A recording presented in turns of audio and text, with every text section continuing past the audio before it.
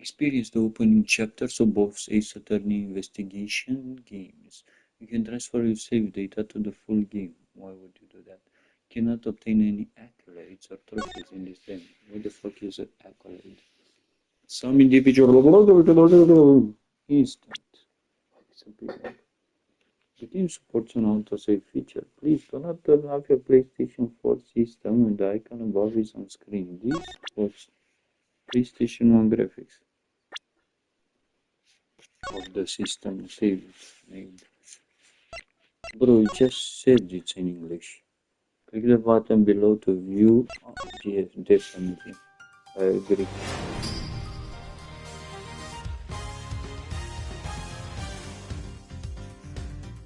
Music? Sounds good. Let's crack up. Here for certain investigation, pointing fingers, shouting objections. Was he first?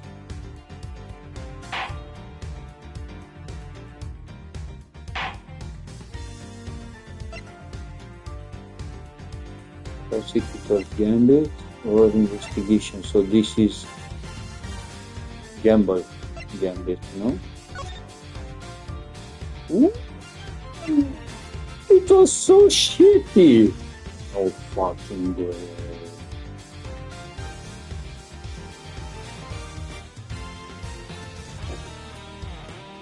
Damn. The difference. Bro, how lazy were people in the 90s. Okay.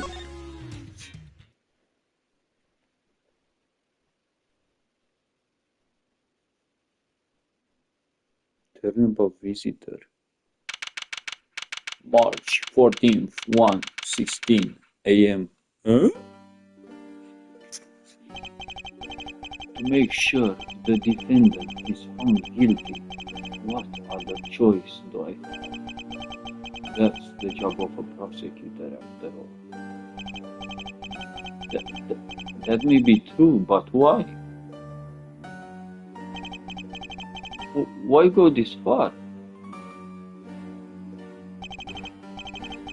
Sorry, maybe I wasn't clear enough, but a guilty verdict is all that matters to me.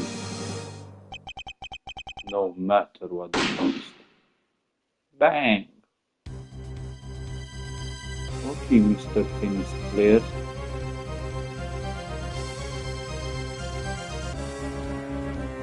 Okay, son, walk away without the golden hair. I'm a prodigy among prosecutors. Always have been, always will be. March 14, 2:05 a.m. Prosecutors Building, 12th floor, hallway. Dun, dun, dun.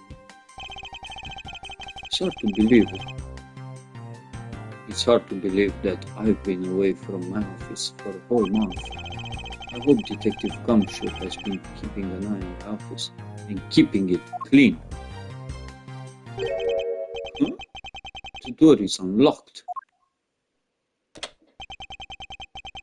Detective Gumshoe? What's this smell? It's very familiar. Blood?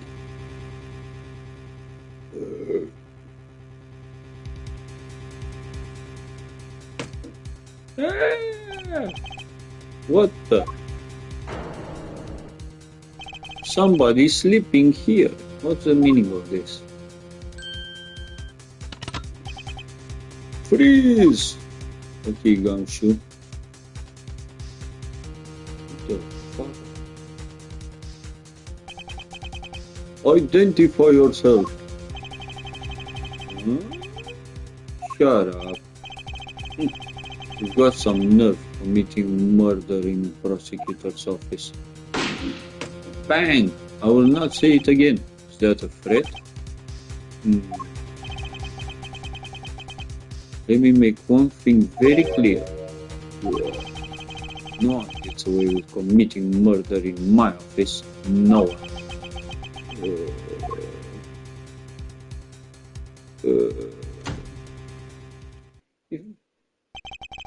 He ran away!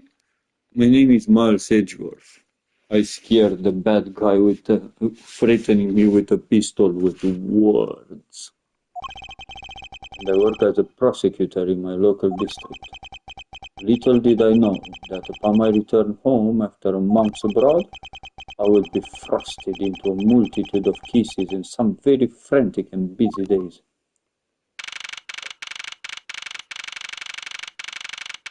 March 14, 2:56 a.m., High Prosecutor's Office, Room 1202. No way, this is after. This is after the first turnabouts. Because the stupid Steel Samurai has finished the prosecution of the complicated case, the special one. Has been done as well.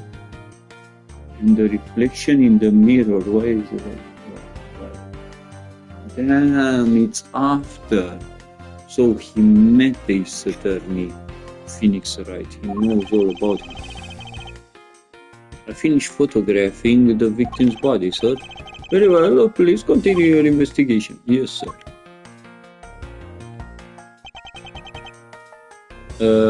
What are you doing? I hit my... Oh, Mr. Edgeworth, sir, are you okay, sir? Keep it down, detective. This is a crime scene. When I heard that a murder has taken place in your office, I ran up here straight away. It took me 2 days and a half, but still, I came. This is Big Gumshoe. He's a detective with the local precinct, and the one they assigned to handle this murder case for the time being, unfortunately. You're looking a little pale, sir. Are you hurt? No, I'm perfectly fine. However... Well, look what they did to your office. It's totally trashed. I cleaned it all day. I'll say. The culprit sullied my floor with dirt, rather well. No one gets away with tracking mud into my office. Whoa, sounds like you're getting really burned out up over this whole thing. This crime was committed in my office, so it is my responsibility to solve it. Oh, they're just like you, Mr. Edgeworth. Okay, time to do some investigating. Agreed. Our first course of action is to gather relevant facts and leads. We must not overlook anything, no matter how small, if we are to find the truth. So I'll keep any leads or information we find etched into the forefront of my mind. Speaking of things that pique my curiosity, why of all places did the murder occur in my fucking office? Is it really coincidence that the murder took place in my office? I get a nagging feeling that this is something important to keep in mind. Yeah, I was wondering that myself, sir. I mean, you can't really say it's just a coincidence, can you? No, not really, especially because of this. The key to your office. For security reasons, this office's door has a lock built into it. What do you mean, sir? If you think about it carefully and use logic, it should become clear to you. Logic? By finding the connections between two pieces of information,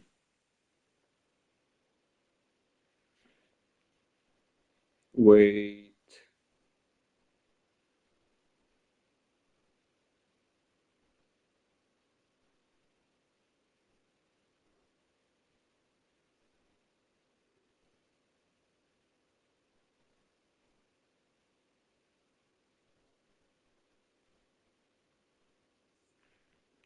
By finding the connection between two pieces of information and connecting them, new information is born. That is the end result of using the logic. So how do you use it? First, I record the information we've gathered with L1, and then I connected them together with triangle.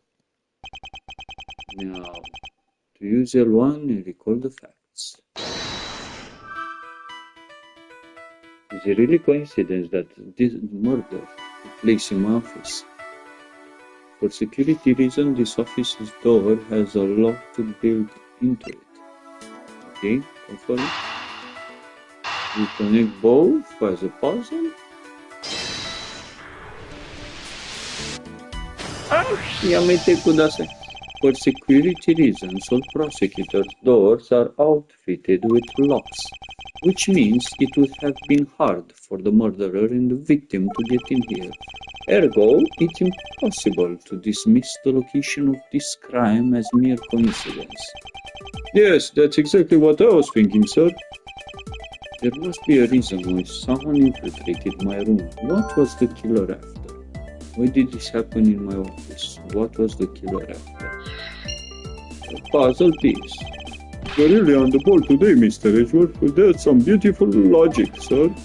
Yes, well, when you follow leads to their conclusion, only the truth remains. However, if the information doesn't line up properly, I may stray far from the truth as well. But if I think carefully before piercing leads together, the logic should flow. Well, let's get started with our investigation, shall we? Yes, sir. High Prosecutor's Office, room 1202. Looks like I'm doing the instant transmission, as a joke. The basis of any good investigation is to examine everything, sir. I know that. And when I want to examine something, I simply use X when I'm next to it. Oh, if you ever feel lost and want to talk, just use triangle, okay? I'll give you great, precise advice as an ace investigator, sir. Ah, that was gumshoe. Something to try later if I have free time, I suppose. Oh my god.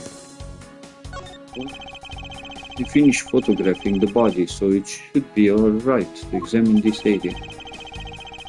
Rest until I've inspected every suspicious looking nook and cranny.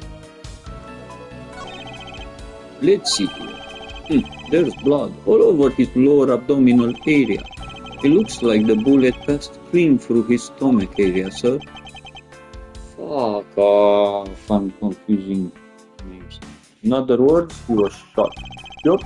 And until the autopsy done, I don't think we'll know much more than that.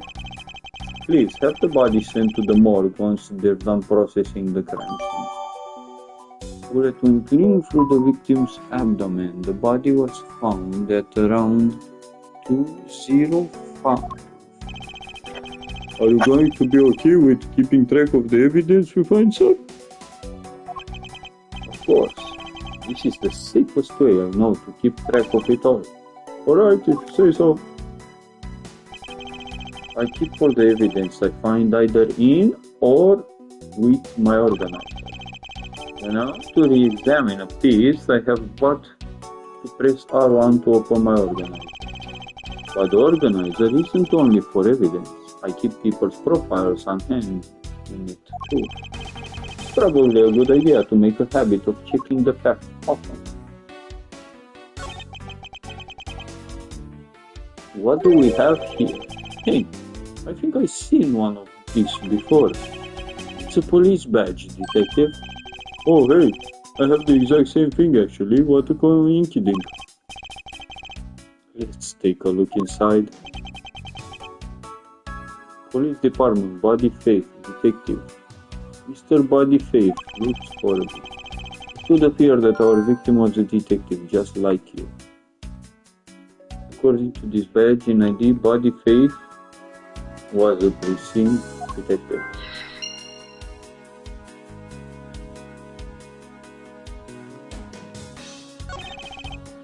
Let's see here. There's blood all over. Okay. Skip.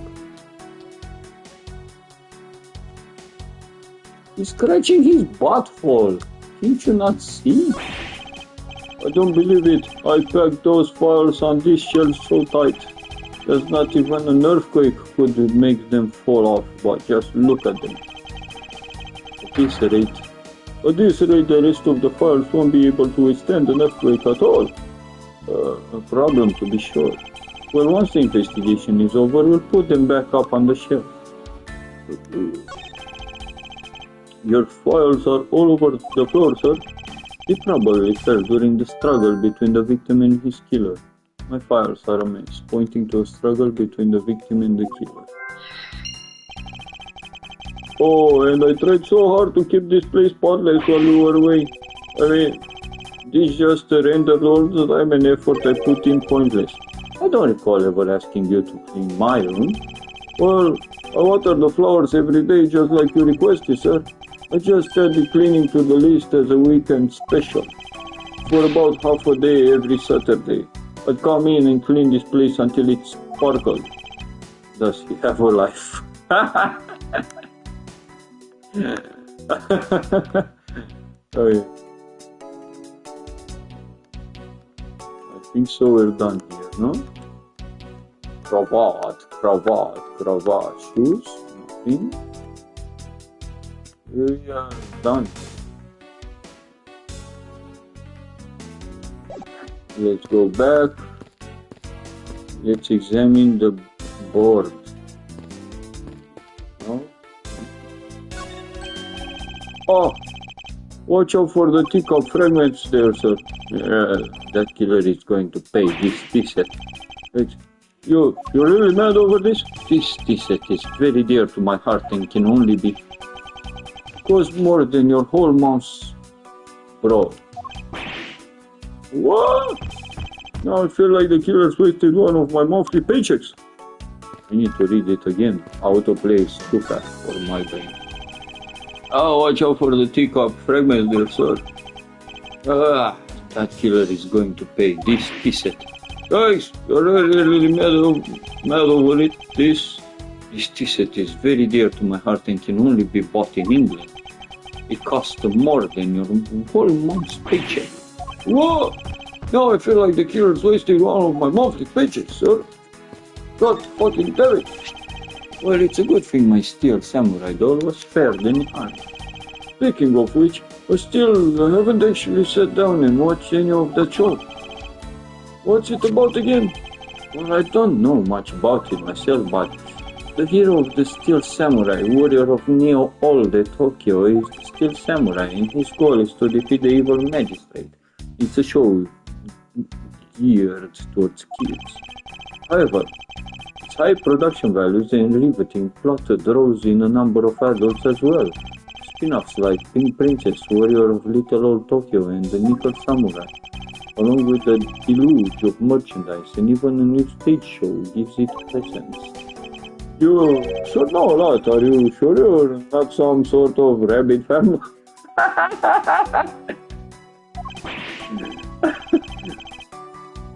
Of course not. Anyone that keeps up with society knows at least this much. And that conversation lasted longer than expected. Let us return to the investigation. Oh, it's your trophy, the Knight of Prosecutors, right? King of Prosecutors. At it's not a trophy, it's a shield. They only send this to the winning prosecutor, right? Yes, but I have no real interest in the perceived worth of other people. As for my own worth, that is something only I can determine for myself. That's so slick, sir. I'm gonna have to try saying that sometime. Fortunately for him, his monetary worth is tied directly to his worth to me. Is this yet another batch of fresh flowers? The ones that come with a card attached every month, like clockwork for you. Yep. Speaking of that, let's see what's on the card this month, sir. All will be resolved, Wendy. Oh, Miss Irony, how painful are thy thoughts. Wendy, isn't that the name of that old lady with the whiny voice that stopped? That's enough, detective. You need not to remind me further. What's up, bro? How is it coming along? Please, I need absolute silence. Fingerprint lifting is a delicate art. I can talk through your fucking movement, boy. Well, never. You call, sir? You notice me. there anything you noticed that you like to share, Detective Ganshu? Just that I rushed over here as soon as I heard there was a murder in your office, sir. The investigation just gotten started, so I guess there's not much else to say. So, were you the one that found the body, Mr. Edgeworth? Unfortunately, upon my return, I found my office door to be unlocked, and what awaited me inside was this whole messy affair. Ouch, that's a rough one. Even though I left the security of this room to a certain detective. Sorry, sir. I assume you understand how to conduct investigations, Detective Ganshu. Oh, of course, sir. Examine anything and everything with us. By checking various things out, we can gather all sorts of evidence and information. If you see the evidence we've collected with R1 for information, for information and leads, it's L1. That's it. Great job, sir. Deductive, reasonable is the way to go. It's called deductive reasoning, Detective. Clearly something to that. Done! What have we here? Could this perhaps be the murderer? If so, it would mean that the killer made their escape after disposing of their gun here. I think I've seen one of these before. It don't enlighten me as to where. Oh, I know. It's mine. Oh, this should be the exact same model, I think. Detective. I don't really like guns all that much. I mean, they're really dangerous, but now that I think about it, you do see these models around to the precinct quite a lot. I don't use mine much except in emergencies, so that's why I didn't recognize it. It's the same type of revolver as the ones used by these precinct detectives. Under the crime scene is the same model as those used by precinct detectives. I seem to have gathered a few pieces of pertinent information. Now to calmly use some logic and figure out if any of them are connected to each other. What the fuck logic? Yeah, sure. Why did this happen in my office? What was the killer after? Signs of a struggle. My files are a mess, pointing to a struggle between the victim and the killer. Him was a detective. It was his gun.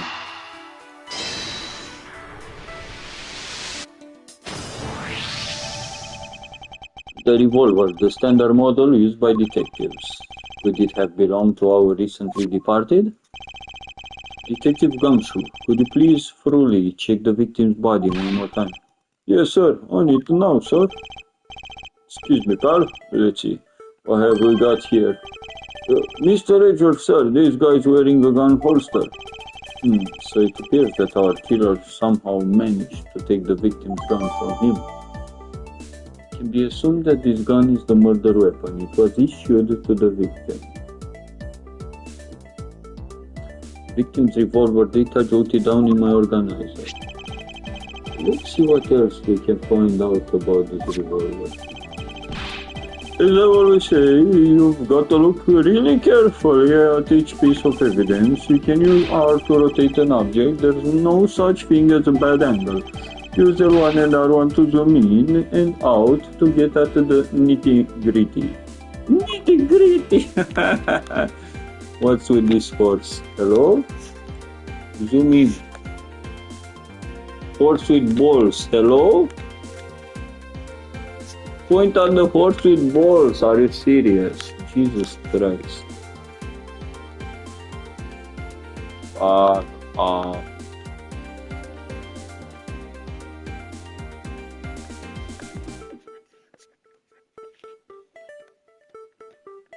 Oh, I cannot point at the ball. Seahorse. I think that it's so easy to take a life with just the pull of a trigger. You know, I can't ever see myself really liking guns. But I love the ones they use at track and field meets star races. If you take off before it's fired, everybody always ends up following your lead. It chases you down for a false start, detective. Now that you mention it, even when I finish first, I always end up in last place.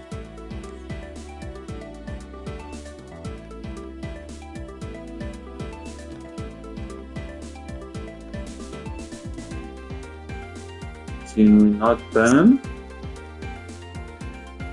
Bro, I need pen. What? Here it's showing no bullets, but here is showing bullets. Hello? It looks like only one round was fired from this.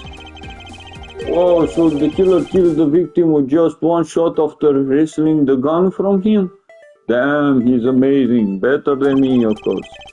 Sounds like the guy knew how to handle a gun, huh, Mr. Edward? We have no proof for now, but that is a distinct possibility.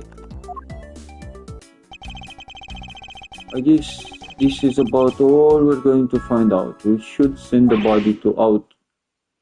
Jim! Why? Why? How could this have happened to a guy like you? Are you alright? Don't touch me. Leave me alone. Just let me be. Sorry, but I can't do that. The investigation is still ongoing, so please refrain from touching the body. The body? The body? Don't talk about him like he's just some lump of flesh. Look at him. Jim looks like he's just turning for the night. Sure. Just in a blood-stained suit, pal. Wait, he's not named Jim. Body faith. No Jim at all.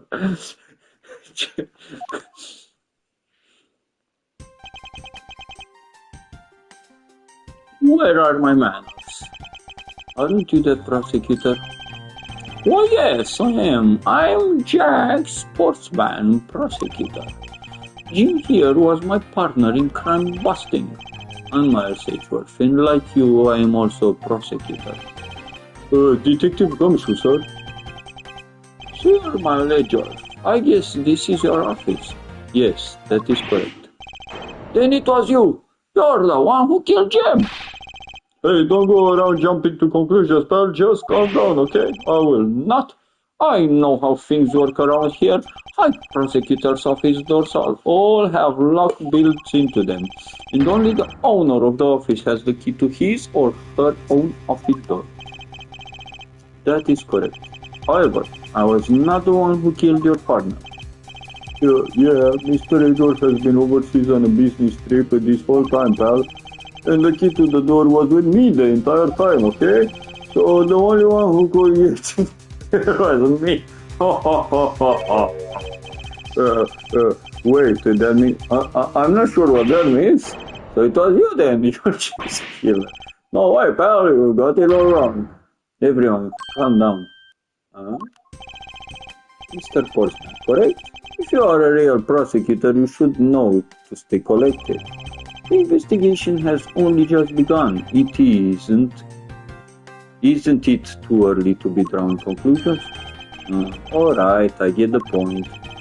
You're right, my mistake. I tend to get a little too hot-headed sometimes.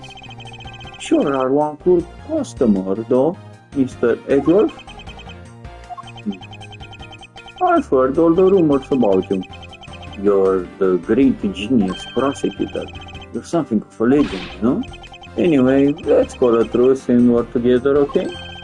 Now, how about a handshake to seal the deal? A pleasure to work with you. You guys were conducting your investigations, right? Sorry for barging in my yard. Carry on then, it's your room after all. Thank you, I intend to. I just want a little more time to say goodbye to old Jim. You there, sir?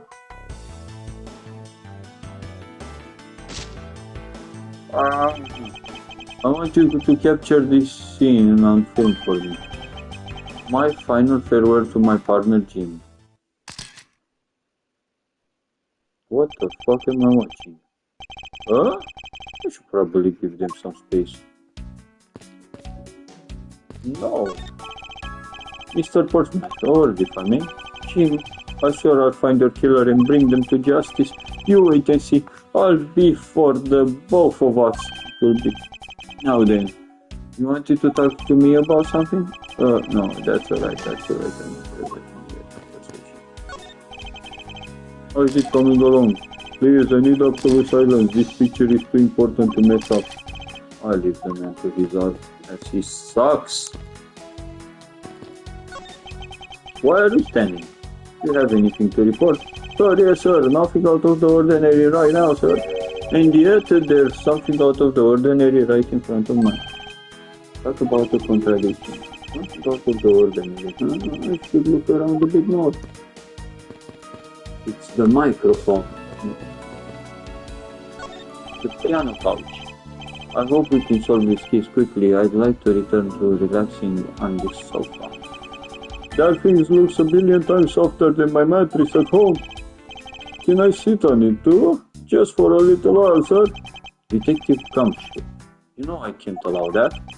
Until this case is solved, neither of us has time to spare, let alone rest. Yeah, you're right, sir. I'm gonna work hard and be a real trooper to the end. Even once this case is over, I don't think he can afford to take any time off. The bullet was shot here, bro.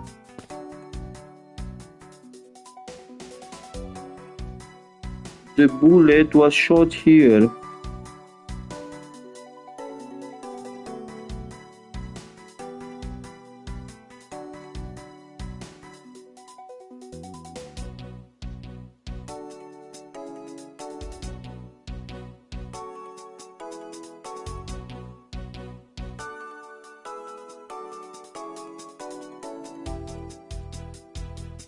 Pam pam pam pam pam. Why I cannot?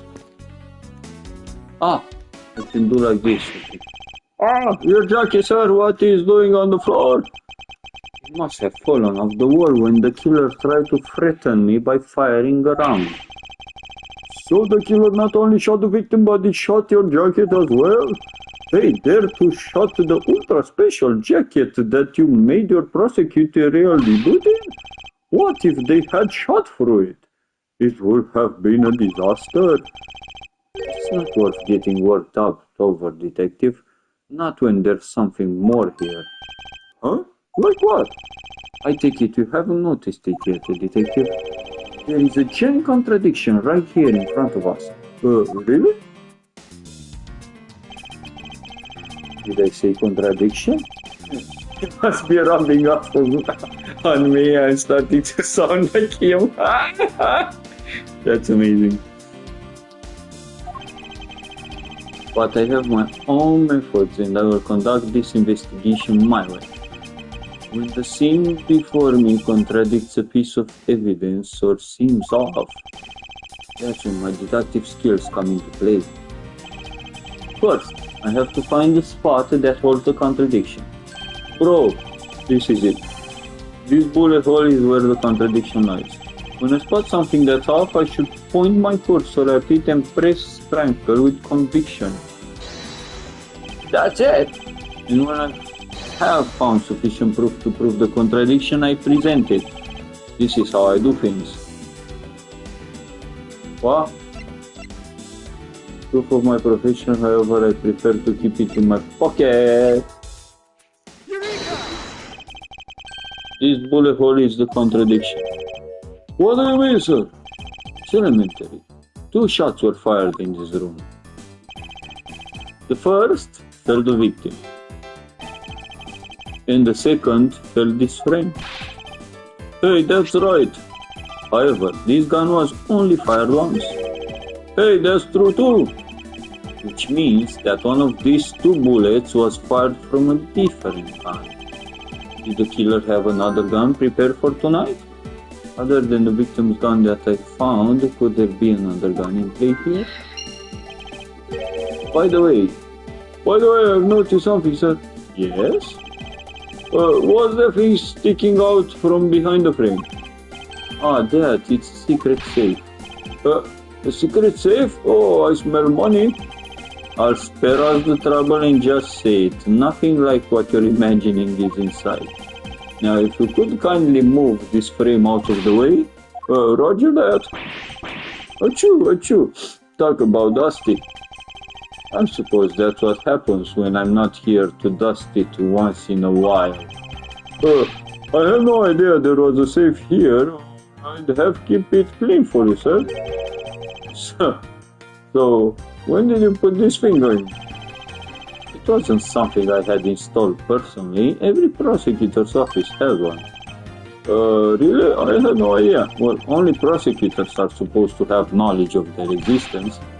So what's inside, Mr. Edgeworth? Right now, nothing. We only use them to store especially important evidence when a trial is in session. That's it? Talk about squashing my hopes and dreams. Exclusive data. Each prosecutor has one in their office. Only they know of them trial evidence use. I'll rest until I've inspected every suspicious looking nook and cranny. Seems okay. Now this is odd. You found something, sir? This keypad. Don't you find it to be a bit too clean? Yeah, there's a thick layer of dust all around it, but not on the keypad itself. You there, the forensic scientist. Yes, sir. Could you please dust this area for fingerprints? You got it, sir. I couldn't find, let alone lift. A single print. Looks like it was wiped down well.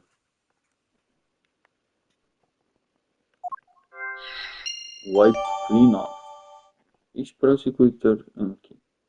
Prints were wiped. Why not use a fucking glove? As I thought, it appears that logic is the only way around this setback. Time to rationally and calmly connect the dots with the information we have. What? No! We have only... It was fired once. Prints were wiped. I don't know if I can help it. Why did this happen in my office? What was the killer after? Signs of a struggle, another handgun. My files are a mess pointing to a struggle between the victim and the killer. All of the fingerprints on this have been wiped clean off. Why did this happen in my office? What was the killer after? Other than the victim's gun that I found, could there be another gun in play here? Bro, I wanna do wiped fingers, why not from the gun? Or what was the killer after your safe? Hello? Why cannot do that? Cool, sir. Info gathered. I seem to have picked up a few good leads. Oh, so now you're gonna do that thing you do with all the information, right? What are you babbling about? The brainy thing you were talking about just a few minutes ago, sir. Logic. You say that you can look at all of your leads and info by pressing L1. Then you pick the ones that seem related with X and connect them with triangle. That's your way of investigating, right, sir? Yes, which is why this exercise is explaining my own method to me wasn't necessary. Okay, then how about I explain my logic to you next? That is even more necessary.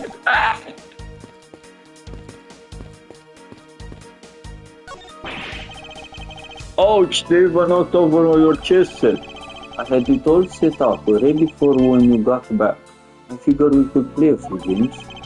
I had no idea you were interested in chess. I'm actually pretty good at checkers, so I thought I'd give chess a try. In that case, I suppose I can set some time aside after we solve this case. Though I don't expect the games to tax my mental equity much.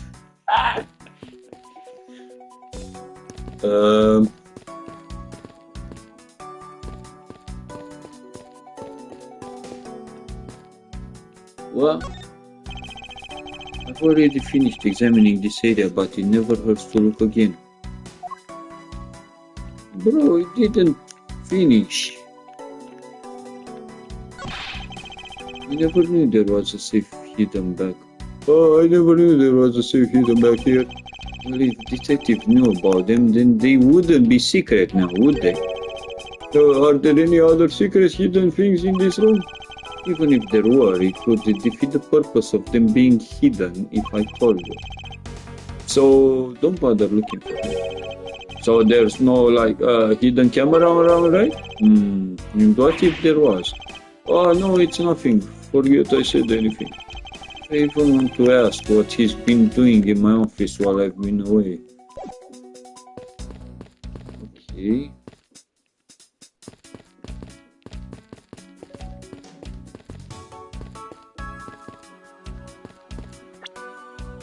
I have history. Fuck! Why did this happen in my office? What was the killer after? Can I do this with this?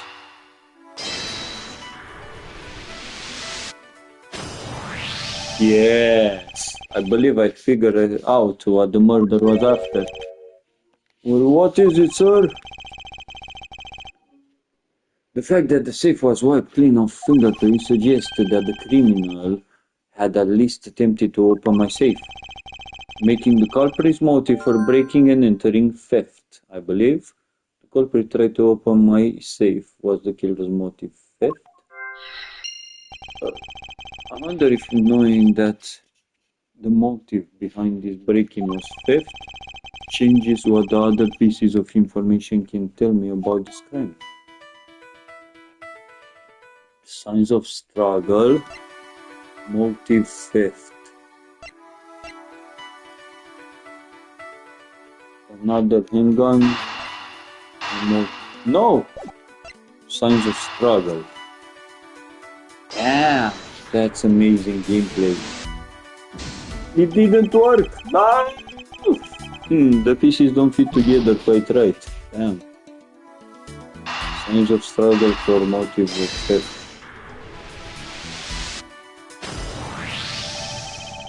There is a possibility that the files splayed on the floor are not the result of a struggle between the victim and his killer. Oh, you mean like it could be from when the killer tried to find something, sir? Precisely. We need to figure out if any of the files have been stolen.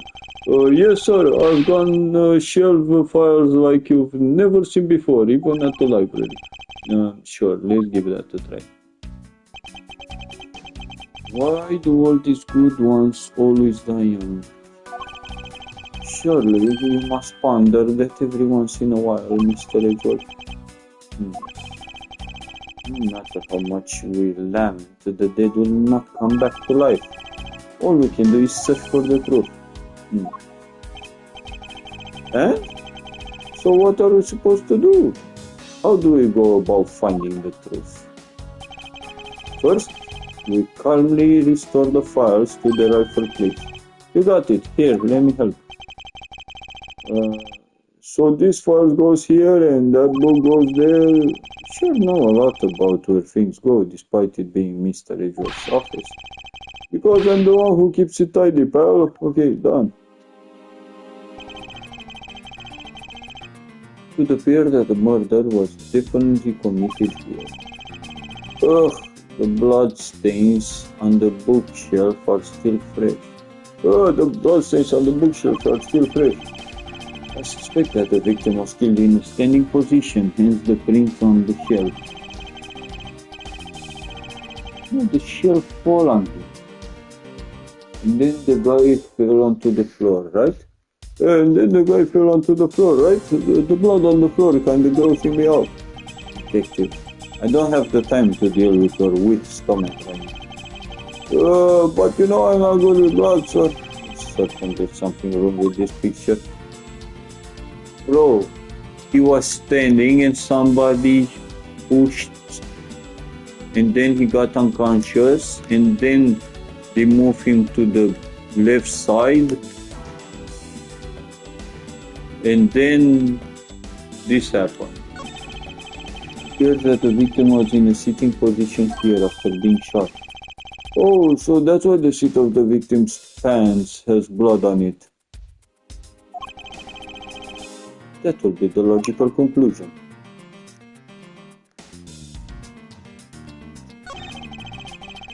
The killer moved the body because it was leaning against the bookshelf. The blood on this guy's pants proves that's pretty well. In a sense, I suppose. See, I'm not completely useless, Mr. Edgeworth. Why? So this is where the bullet lodged itself after it went through the victim, huh? For the bullet to be lodged so squarely in a file's spine indicates that the files were ransacked after the shooting had occurred.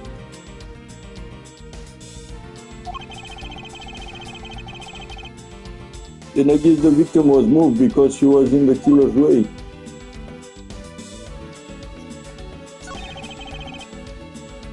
The victim handprints.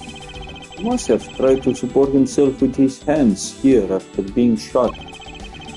There are prints on the floor too. Those must have been made when unable to stay standing. He dropped to the floor.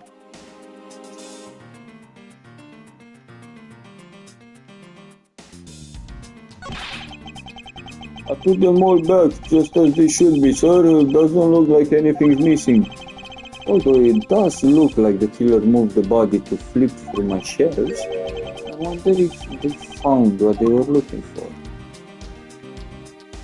1A, 1B, 1C, 1D, 1E, 1V, 1H, 2A, 2B, 2C, 2D, 2C, 2B, 2E, 2F, 2G, 2H, 3A, 3B, 3C, and then we start with OA, OB, OC, OD, OC, OD, OE.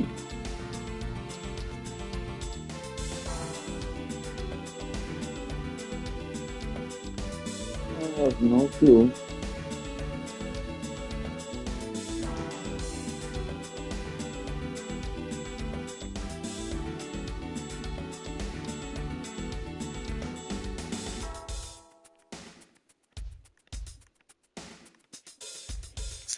What do they do from here?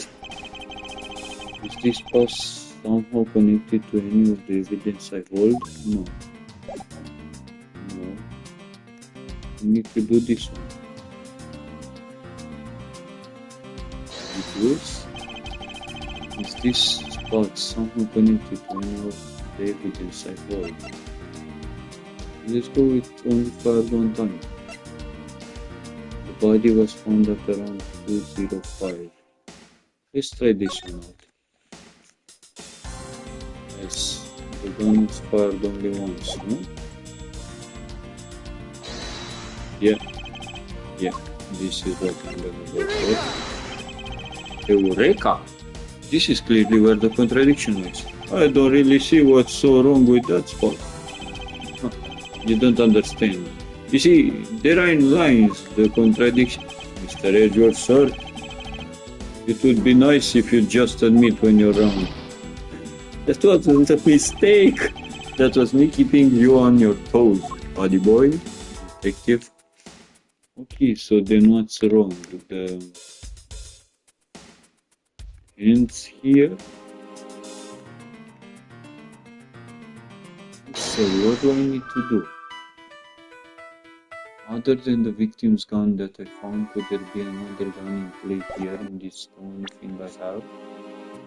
And all I have is, I prefer to keep it in my pocket. The person died at 2:05. Only one shot was fired from the weapon.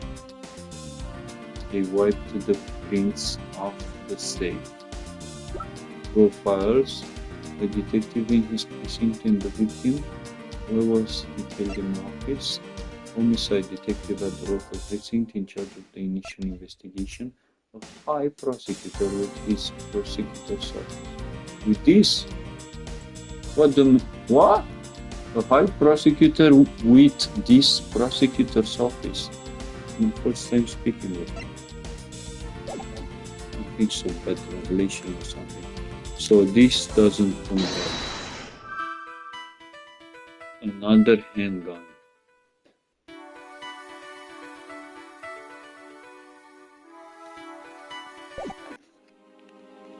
So I cannot relate this for the only shot and why is in the painting the other shot.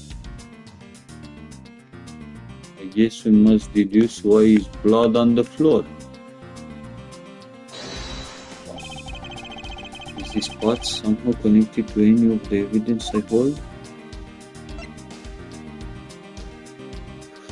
Yeah, because books were covering it. Eureka! This is clearly where the contradiction lies. Oh, fuck off. Blood was covered, the books were covering the blood. Ah, look. These are stained with blood, so these are not stained with blood. And these are not stained with blood. Damn. This isn't it. Oh, come on. I need good deduction. Fuck. Shall I read again through them?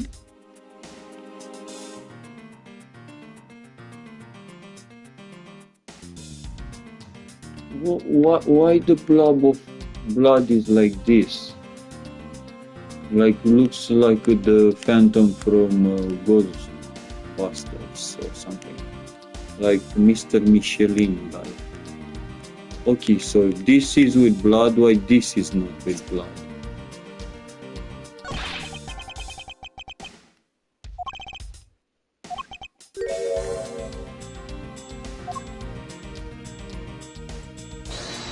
I'll try to 2 more times on the books and then we're gonna panic.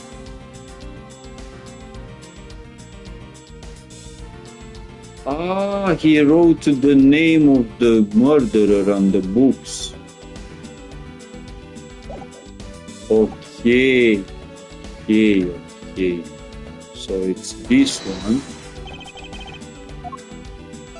with this one. There is clearly a contradiction here with this bullet hole. What do you mean, sir? You don't see? Quite simply, the bullet hole itself is too low. If the victim was shot in the stomach, the hole should be much higher up. But what if the guy was shot while he was sitting or lying down, sir? That would be illogical. The victim leaned against the shelf here after being shot. Why, which suggests that he was standing when he was shot. Then that means, wait, what does that mean, sir? It means you need to use your brain every once in a while instead of money, detective. In any case, it means someone made a faulty assumption. And it was from this mistake that our current contradiction was born. What is the faulty assumption that caused this problem with the bullet hole position? The position of the handprints, the order of the files. I'm gonna go with the order of the files. I believe the order of the files is a bit off. You mean I put them back in the wrong order just now? Hey, I think the labels on the files are wrong, sir. Oh? Yeah, you see here all the files that were shot being with the number O?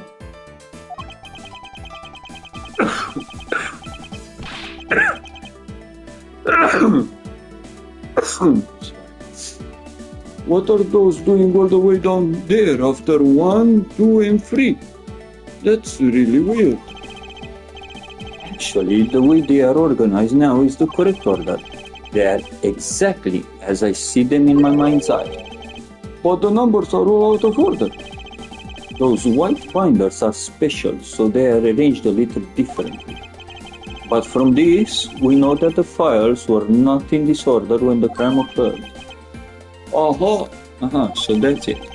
I believe the killer made the same incorrect assumption as you just did, detective.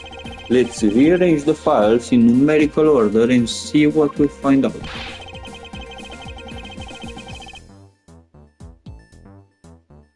Do you think it'd be okay to prop the body back up how it was before it was moved? They have finished processing the crime scene, so I don't see why it wouldn't be. If you please, Detective Gumshoe, act as a puppeteer.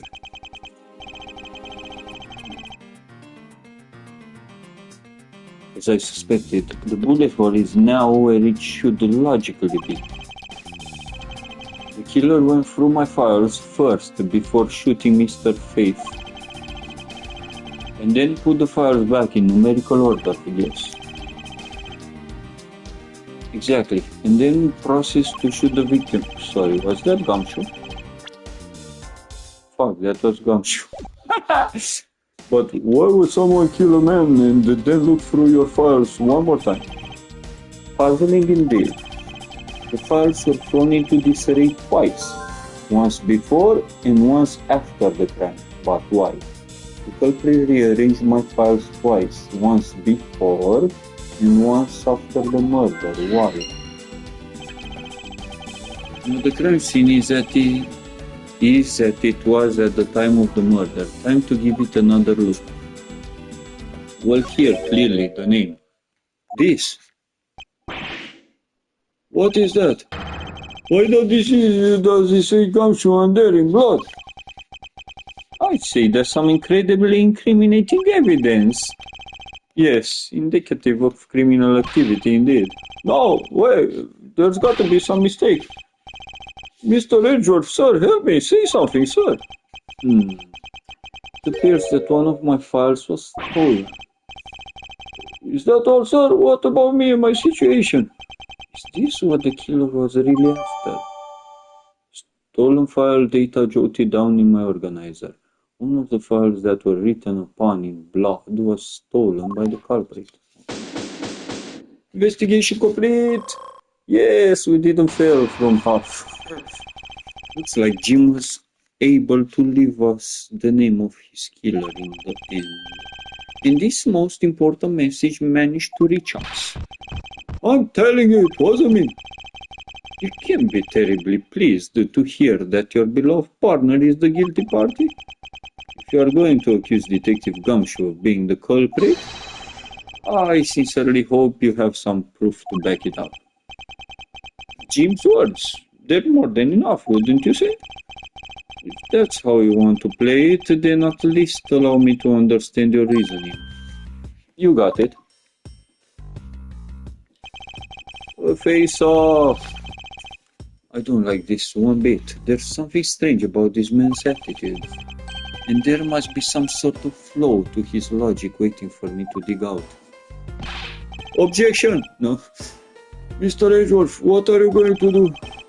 What I always do in court, I'm going to cross-examine him. One way or another, I'll expose the flaw in his logic with this technique. With his technique or this technique? Like this. Oh, how do you do that? Can you explain it to me, sir? Because I'm fucking dumb. Maybe some other. Might as well. Let's go. Alright. First I listen to the witness testimony. If I find a flaw in the testimony, something that contradicts the evidence, I open my organizer with R1 and present the piece of contradictory evidence. Present something, I simply use triangle, but that's old news. But it's not like there's gonna be a flaw in their testimony every time, right? Correct. And at those times I need to press the witness with L1. Sometimes by pressing I can draw out new information and new or modified testimony. I think I get it, sir. I'll be sure to try this technique out during investigation, sir. Very well. I'll even show you how it's done. Now watch carefully.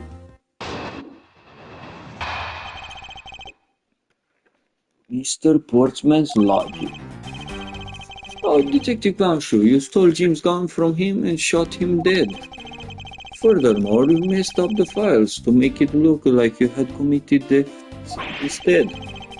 That's when you moved Jim's body that was sitting in front of the bookshelf. But thanks to that, you didn't notice the bloody letters his body was hiding. And it will be by his final words that you will be brought to justice. You intend to argue that the victim's dying message points to his killer. I can hear Jim's voice, and he is calling for his killer's arrest. Are you sure you're not mishearing his words, Mr. Portsman? There is no way Detective Gumshoe is the culprit here. I will find the flaw in this man's logic and expose it with credible evidence. Just ask one simple question. Tell me the reason of the murderer. He must have a motive. And he doesn't, so he's scot-free. Detective Gumshoe, you stole Jim's gun from him and shot him dead. Then I should have fingerprints on the gun. On his, on mine, or whatever.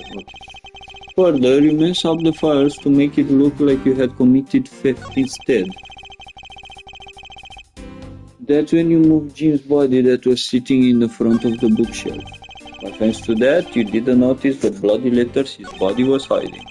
And it will be by his final words that you will be brought to justice. Okay, let's go back. Let's press for more.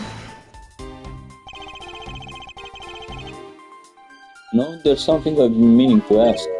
Huh? What is it? Why do you call the victim Jim, when clearly his name is Buddy Faith? Isn't it obvious? Jim is the perfect name for my companion. Jax and Jim. Don't those two names go together like peanut butter and jelly? But Jim isn't even close to the guy's real name. Well, Jackass and Buddy just sounds odd somehow. Besides, he was the third of a bunch of guys I decided to nickname Jim. He talks about the victim like he was his pet. Further, he messed up the facts. Let's see. Do you really think it was necessary to dishevel my shells twice to do that? That's true. Okay, then maybe his real intent was theft. Hey, are you accusing me of stealing something from Mr. Edgeworth? It's a possibility. Maybe your salary is being cut so much that life is getting a little too rough to handle.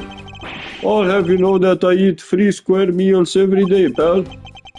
Okay, so all 3 of them happen to be instant noodles. Poor thing. What an evil prosecutor you were paired up with. And what a motive, no? That's when you move Jim's body. And why would Detective Gumshoe do such a thing? Because the body was getting in his way. He had to mess up your bookshelf somehow, right? Anyway. He didn't notice the bloody letters his body was hiding. Fuck, this is hard. Why do you think that the killer didn't notice the bloody letters? The body was covering it quite well, wouldn't you say? That's how he missed it. But judging by what I've seen, it doesn't take much for your detective to miss something. What do you think you are? You know nothing about me, pal. That's a lot a person can understand about another from first impressions alone. I can say I disagree with him on that point. Why don't you say something, sir? Not you too, Mr. Edgeworth. Despite his lack of attention to detail, I don't believe the detective to be the culprit. Nobody could have overlooked the bloody letters, and I can prove it with evidence. I couldn't ask for a better setup. For the game finishing Spike. So he's a volleyball player. And it will be his final words that you will be brought to justice. Are you saying that those letters were intended for you? Yep. Jim was an outstanding detective. I would expect no less from my former partner. Looks like Mr. Portsman still doesn't understand. He has yet to figure out the true meaning behind the bloody letters. What are you sputtering over there? Can't you just admit my logic is perfectly sound? Actually, there's a gigantic flaw in his logic. A gap so wide that even the good detective can spot it. But not me? Now to clue Mr. Portsman in by presenting him with some evidence. Bro, that's fucked up. I don't see anything wrong. Wow. Wow. Proof of my profession, however, I prefer to keep it in my pocket. bullet went clean through the victim's abdomen. The body was found at around 2:05 a.m. Issued to the victim and believed to be the murder weapon, only one shot fired. Each prosecutor has one in their office, only they know of the entering source. One of the files that were written upon in blood was stolen by the culprit. Let's go with this.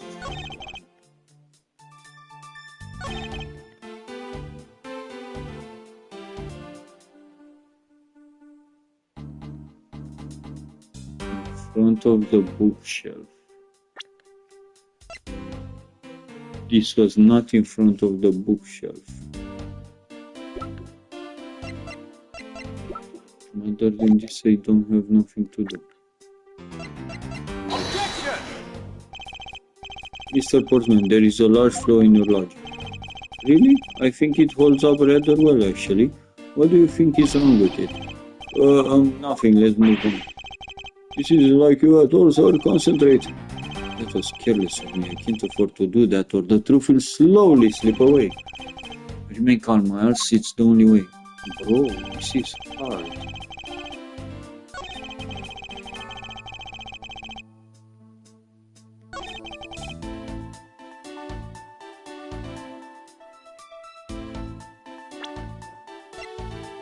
This is the only thing I have. Objection! Oh.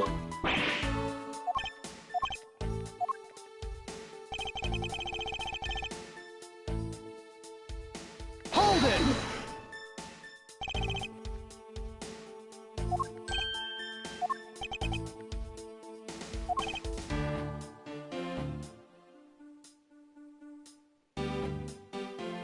The true meaning behind the bloody letters. A gap so wide.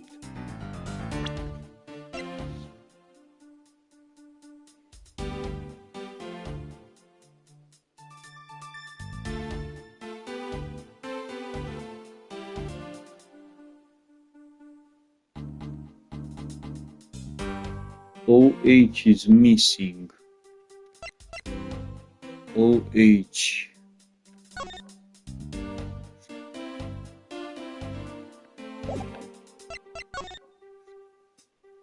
OH missing.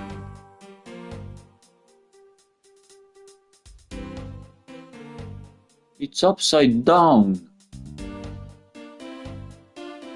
Cannot write upside down. What the hell?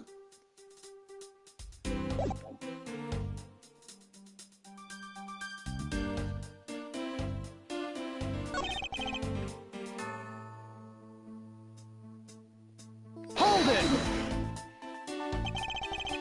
You really think it was necessary to dishevel Michelle's twice to do that? That's true. Okay, then maybe he's really intent was that.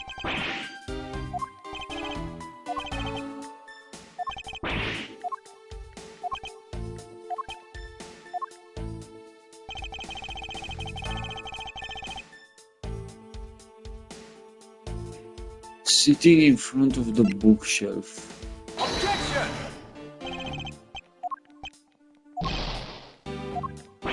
Bro!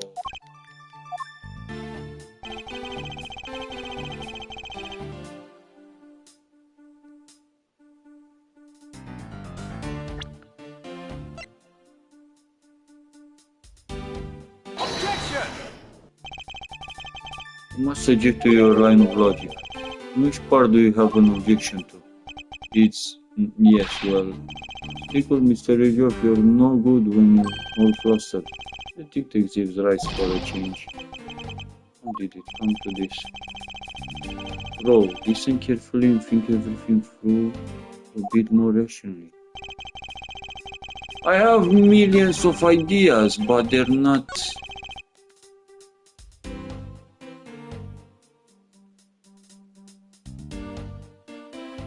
Shot him dead. Let's present the safe.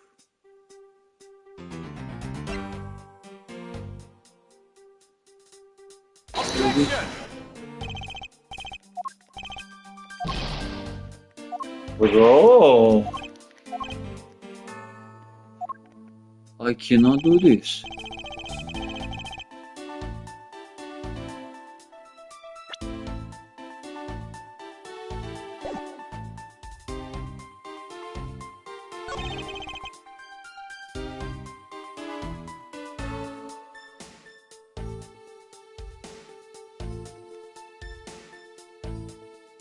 Left instead is on the other side.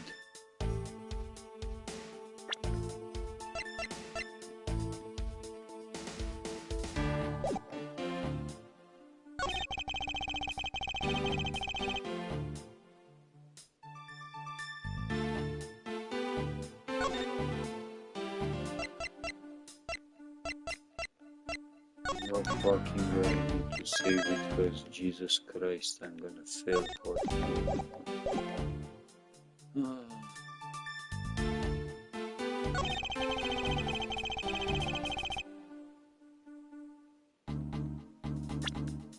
Bloody letters his body was hiding.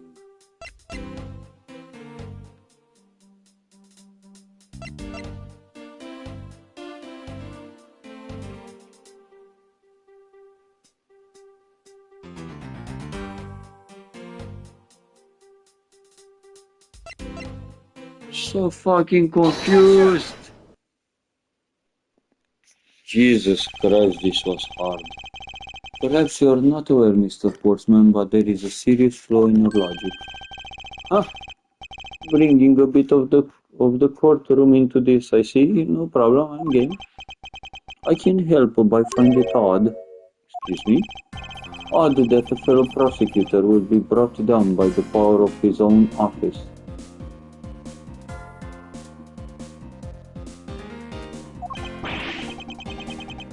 What are you talking about? Oh, you're joking, I get it. Ha ha ha. If you have the time to laugh, then you have the time to take another closer look at this. You still not see? If not, may I direct your attention to the missing file? What? That's impossible. What does have to do a missing file with covering with the body, the bloody letters and the books? What's impossible, Mr. Portsman? Nothing. The files on that shelf are all about a certain case. The killer went to take the file after murdering your partner. I highly doubt if they could have missed the bloody letters written on the spine. It's possible that they could have taken the file before committing the murder. I think it's pretty obvious that the file was stolen after it was written on. The missing letters in the detective's name where the file should be is proof. Oh yeah, I mean the S is gone and there's only half an H. If Detective Gumshoe really was the culprit of this case, I highly doubt that even he could overlook his own name written in blood on files.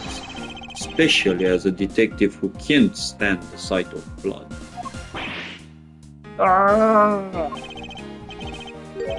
Which means? What exactly? What does that make this dying message?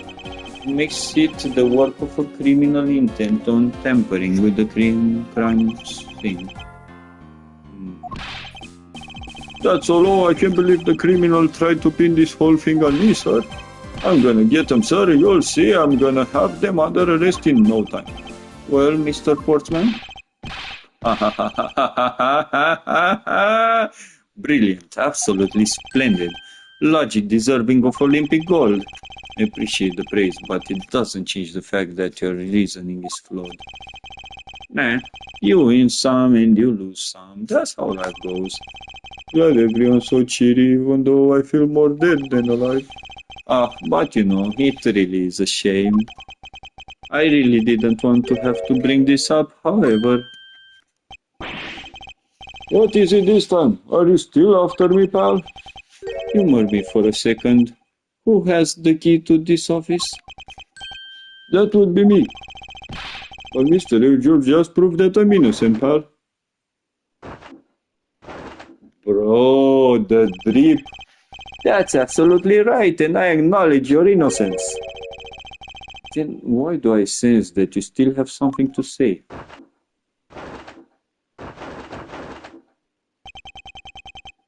Well, I was thinking, did you know there is one other person with the key to this office? One other person? Hey, you there? Yes, sir. What is it, sir? Would you kindly fetch and escort that lovely young lady here for me? A lady? The girl is a member of this building security. Think of her as a material witness. Security? Did you say security? No, stop it, pal. Don't. What's wrong with him all of a sudden?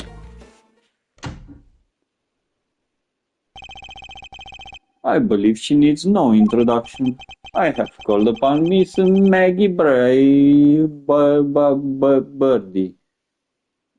Maggie Birdie, a member of security. Yo, you're hot since when you first started. Fuck off. Detective Gumshoe, sir. Maggie. I know I've been grooming you for the past 10 years, but still. Maggie. Miss Birdie? Birdie. Is the security guard on watch tonight? I see. Your point is? My point is that she could very well have used it. And by it, I mean the master key, which can open all the office doors in this building. What? If you are not the guilty party, Detective Gumshoe, then the only other person with access to this room is Miss Birdie. How dare you? I will never sneak into someone's room. That's right, I refuse to believe that Maggie is the culprit, pal. It was me, that's right, I did it. Can you take that as a confession, detective? Well, it wasn't really me, but it definitely was Maggie, pal.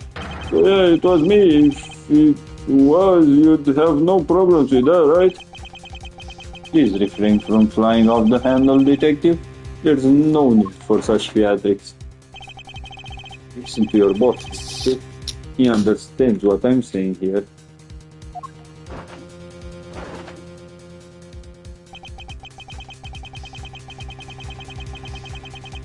That girl is the only one who could have committed the crime, and for one simple reason. A reason for suspicion. It's pretty obvious that Miss Birdie snuck into your room using the master key. I mean, if Detective Gumshoe isn't the one who opened the door, then there leaves only Miss Birdie as our prime suspect. On top of which, she knows our good detective, doesn't she? Making it all the more probable that she was the one who faked the dying message.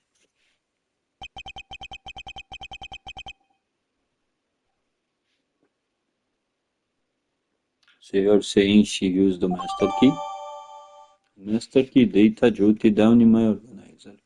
This can open every office door. Its use is controlled by security staff. Incredibly incriminating evidence, wouldn't you say? That's what you claimed about the evidence earlier as well.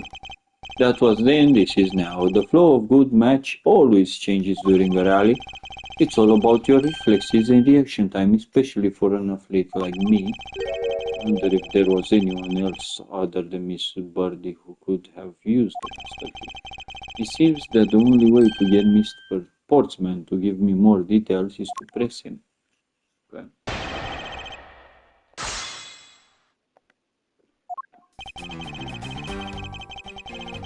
It's pretty obvious that Miss Birdie snuck into your room using the master key.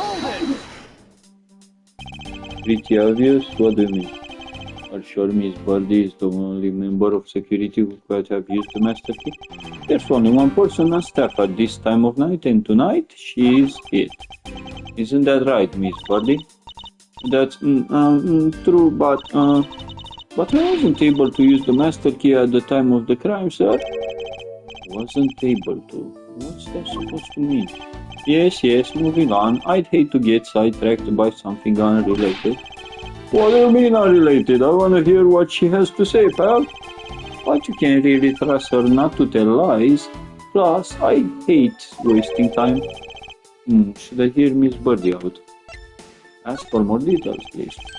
Not so fast. I too am interested in hearing what Miss Birdie has to say. Didn't I just say it'd be a waste of time? We don't need to hear her lies. I'll be the judge of that, Miss Birdie, if you please. I discovered that the master key was missing at around 1 a.m., sir. What do you mean by missing? As in, it wasn't anywhere in the security booth, sir. The killer must have stolen it. Mr. Portsman, I believe this is to be an important piece of testimony, don't you? I can't believe that someone like you would be taken in by such words. I'm not lying, sir. If that's the case, then I'd like to know why you have the master key now. I don't quite know. It just reappeared all of a sudden, sir. A likely story. And where is your proof that the key was stolen to begin with? I bet you just forgot where you put it and then found it again. I never lose things. I can practically guarantee that. With me, if something disappears, it's usually because someone stole it. Yeah, pal, trust me, you don't want to test just how bad her luck is. Unfortunately, I can't deem this piece of testimony as conclusive. Glad you agree, Mr. Ridgewood. But... You still haven't established Maggie's motive for breaking into Mr. Ridgewood's office. Her motive? Didn't we already establish that it was theft? I mean, the culprit clearly went through the bookshelves and at least tried the safe. It is as Mr. Portsman says, Detective. I can't ignore the fact that all the evidence points towards the motive of theft, but I'm done taking blows. It's time to counterattack with a few facts of my own. For intent, from the messed up shelves to the wiped down safe, I'd say thievery. I concur that the culprit's motive appears to have been thievery. However, glad to hear that the great Miles Edgeworth is in agreement with the little old me. However, with regard to the investigation of the bookshelves and safe, hey, good thinking, asking for my opinion on the matter? Would it be too much for you to allow me to complete a full fucking sentence? I mean, if Detective Gumshoe isn't the one who opened the door... I thought we had established Detective Gumshoe's innocence pretty thoroughly. It was just a theory, one hypothesis among the many possibilities. I mean, I have my doubts about Miss Birdie from the very beginning. If that's the case, then why didn't you mention her first? Now, don't make that face. See, there goes the truth, running the other way. Let's pick up the pace and see if we can't catch up to it. That's an amazing... That's an amazing one. Now, don't make that face. See, there goes the truth, running the other way. I don't think you're catching my drift. But we are in an agreement that the detective isn't the killer, right? If so, then I hope you'll understand when I say that she is the only one who could have opened your office door. And that leaves only Miss Birdie as our prime suspect.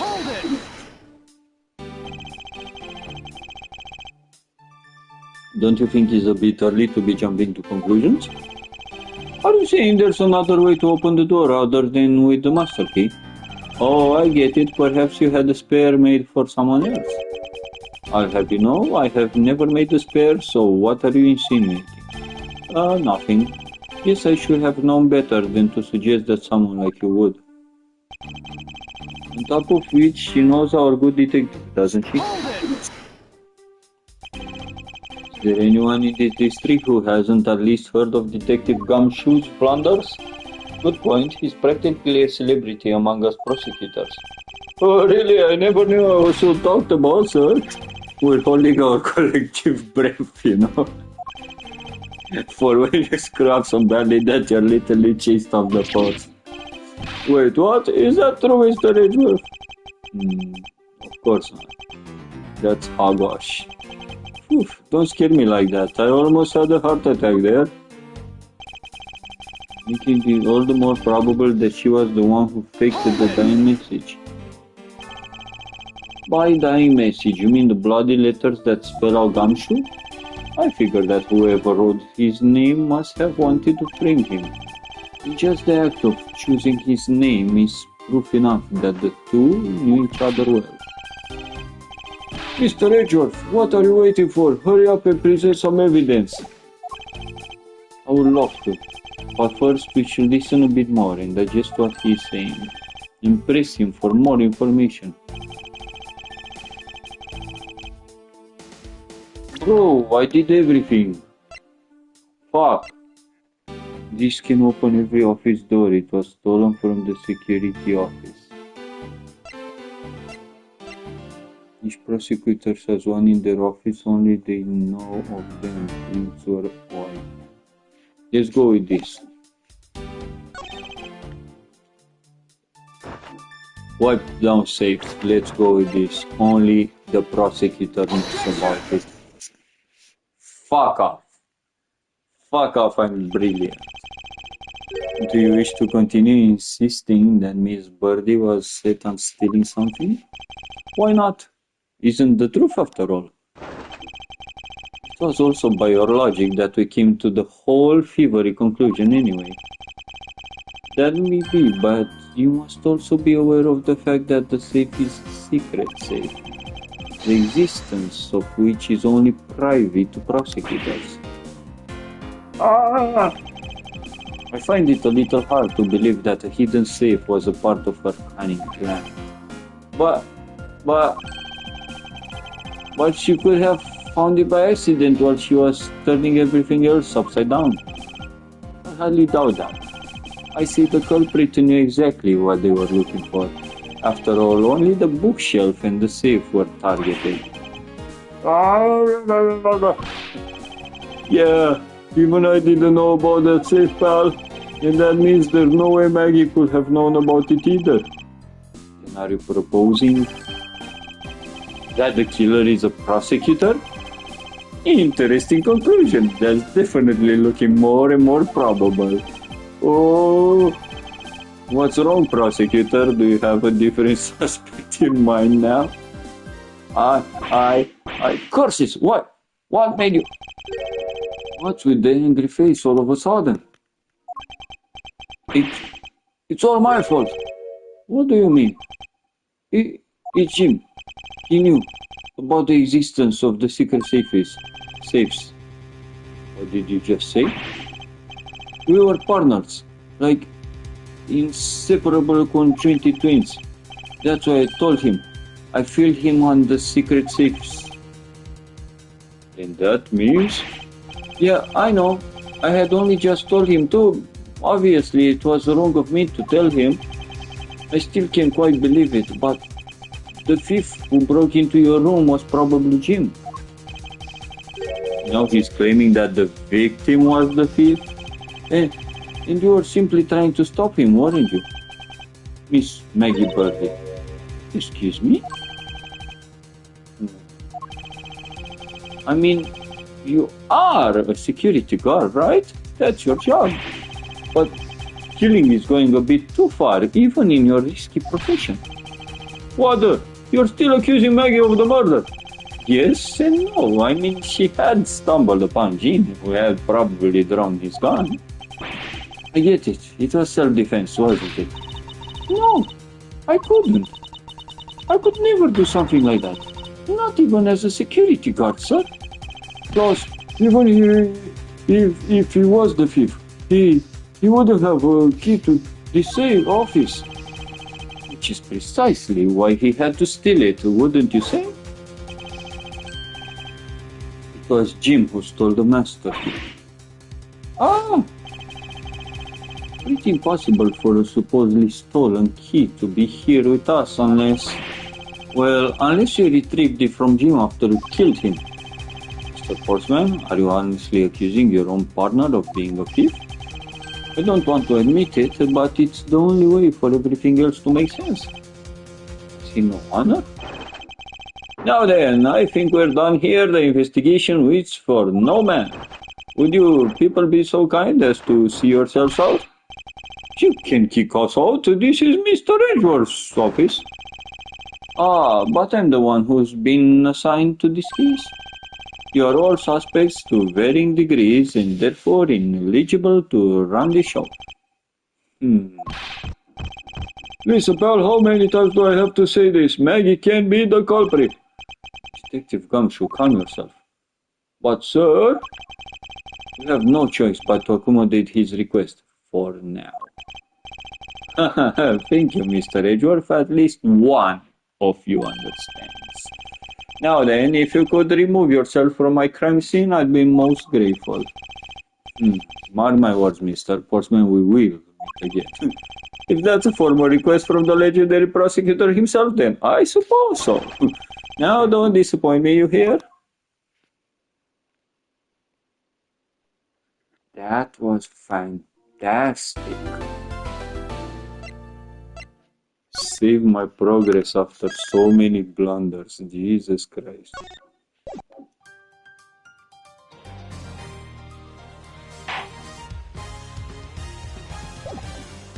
I will get the full version next month.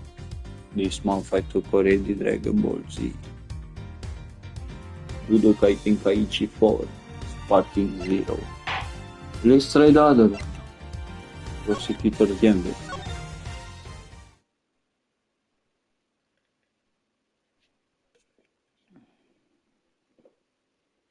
Turnabout figure.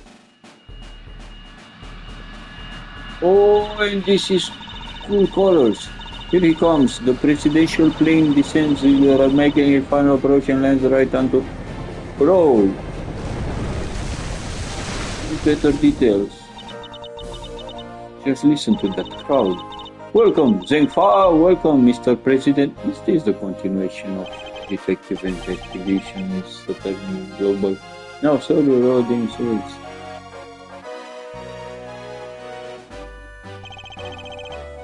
Honored friends and allies, my head hurts. What the fuck am I watching? Why is it on so much speed on the reading? You have our most heartfelt gratitude. However, friends, the battle against evil rages on. Here today, I make you this solemn promise. Okay, I need to read faster. We shall crush the wicked with the rage. Hey, it's impossible! Oh! The title screen!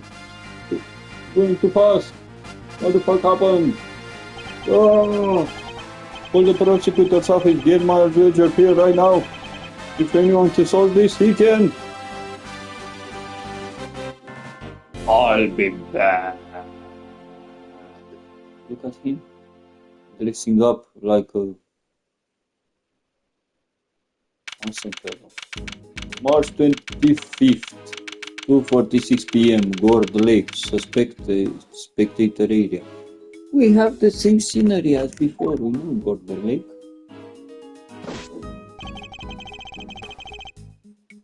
Why are you moving, Mr. and why the bold one? What the fuck? The news must be halfway around the world already. After all, it's not every day an attempt is made on the life of a nation's president. My name is Miles Edgeworth and I work as a prosecutor. I came as soon as I got the call. The moment the phone rang, I knew it was serious. Mr. Edgeworth. Well, goodness, you're here, sir.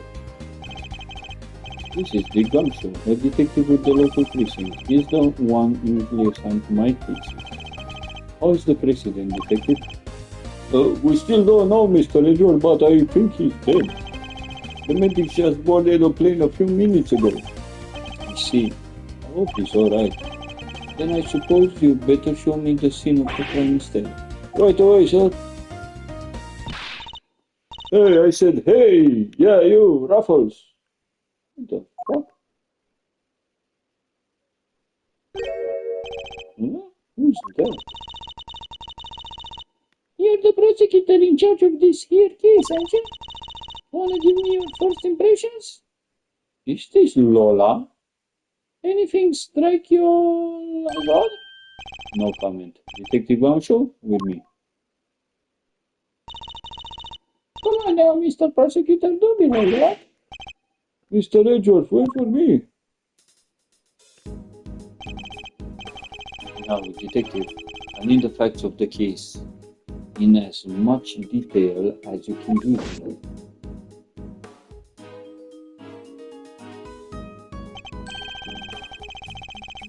What the fuck is Fuego Leon doing here? Well, the scene was right here at Gold Lake, as you already know. A bunch of people were gathered to welcome the president of Zhengfa. To visit. Di Juwang. Di Juwang. Di Jurang or Di Juwang? Yeah, I read about his visit. It's been all over the news for days now. Newspaper clipping data jotted down in my organizer. A special report about President. Did you win? It was raining until just before he landed. Luckily it let up and he went on stage as planned. And then smack dab in the middle of the speech, bang! The gun goes off and everybody runs for cover, terrified for their lives. Apparently. Truth is, I only just showed up myself. I don't know a whole lot more than you do, sir. You were summoned on short notice as well? Sure was, right in the middle of my day off.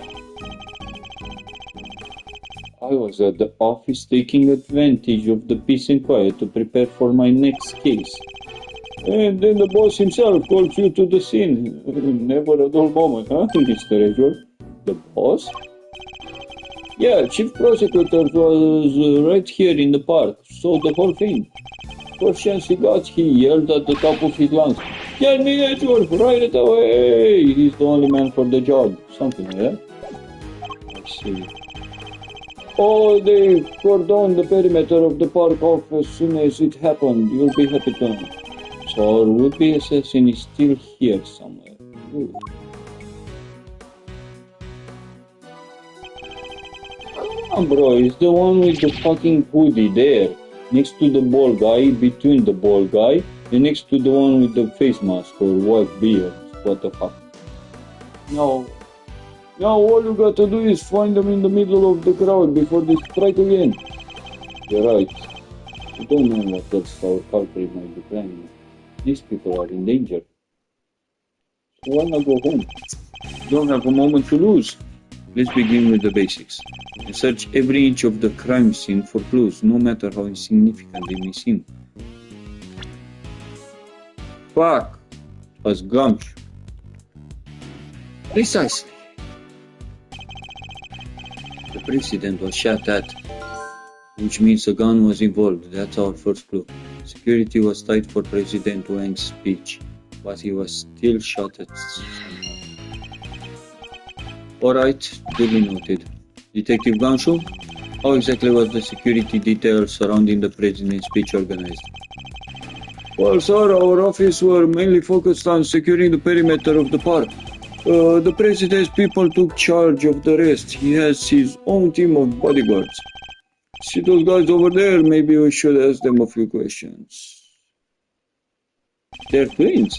I need to talk to them. I need to walk over and press X. Sir, the president's bodyguards are in front of the plane. Ah, so they are. I should walk up to the bodyguards and press X to talk to them. They don't allow me. Can I help you? You're one of the president's bodyguards, correct? Could you tell me how his security detail was arranged during the speech? Two of our senior operatives were attached to the president. The rest secured the stage. This isn't our first rodeo, you know. Anything suspicious in that crowd and we have spotted right away. I see. So the president's security was tightly orchestrated for the duration of his speech. The president's security detail was on the watch throughout for anything suspect. Let's investigate further. We should speak with other witnesses and continue to look over the crime scene. We can't afford to leave any stone unturned. So that's how you will go about it, huh? Sure, it's something seen in the pros at work. Care to share a little about? About what happened to that information once you've got a hold of it? Bystanders. This one seems persistent, but I can't afford to get distracted. Hey, Raffles, I asked you a question, dang it! What happens here? If this is Lola, I'm about to bust. Look at how happy and sexy she is. Well, we put all the information together and try to find connections, right, sir? Detective! Oh, don't be so hard on the poor guy. So connections, you say, huh?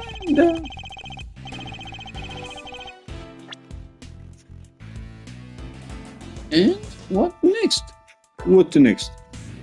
Well, I guess you'd say we connect the dots, connect one piece of information to another.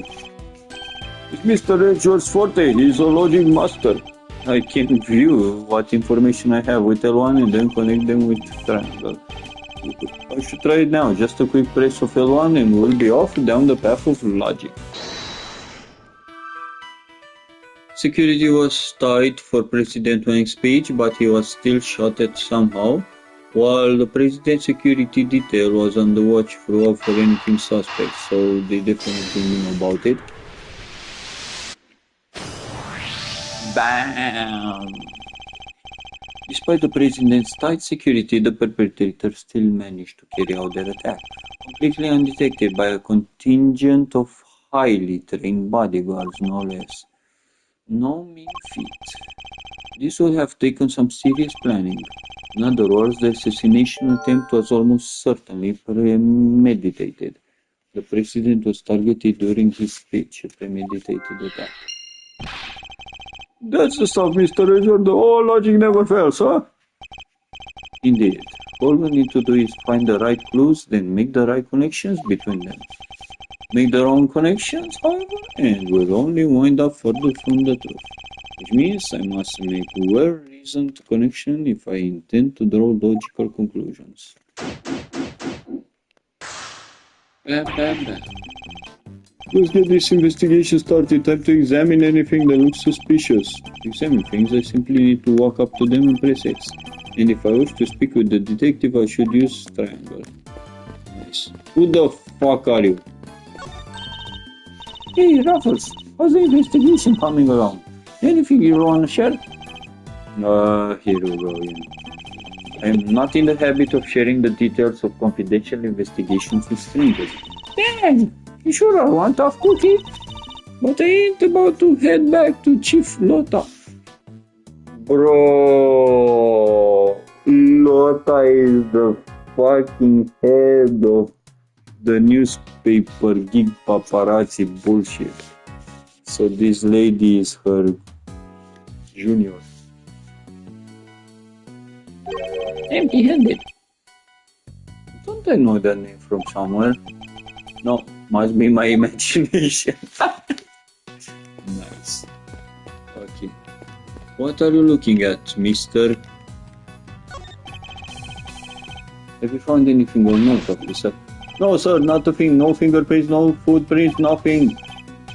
That is to say, none that stand out, sir. Not after everybody touched and walked all over everything. Detective Gumshoe, did he sound pleased about having no evidence to catalog? Speak to his commanding officer about it, sir. Salary reviews coming up soon and all. What is the officer here taking pictures of, detective? The wicked will be crushed beneath the righteous hammer of justice. Looks like he's reading off of these papers here, Mr. Edgeworth. Pro speech tips, number 3. Speak slowly and confidently to win your audience around. Hey, this is good stuff. Better get a shot of this one too. Instead of focusing on the speech, how about you focus on your work instead, officer? Motherfucker. So the president had a nasty surprise while he was giving his speech. Same thing happened to me when I was a kid, right in the middle of a public speaking contest. There I was, yammering away, when all of a sudden, earthquake almost jumped out of my screen. That sounds terrifying. Even the word earthquake makes me queasy. What? You were listening, Mr. Richard? I thought you were ignoring my little aside like always. Is the president okay? We're not at liberty to share the information with the local law enforcement. What did you just say to him? You let us on that plane, pal, or you might just regret it. Sorry, I can't let you do that. No, I respect the badge anymore. I suppose this is something of an international incident. All the more reason to find the killer as soon as we possibly can.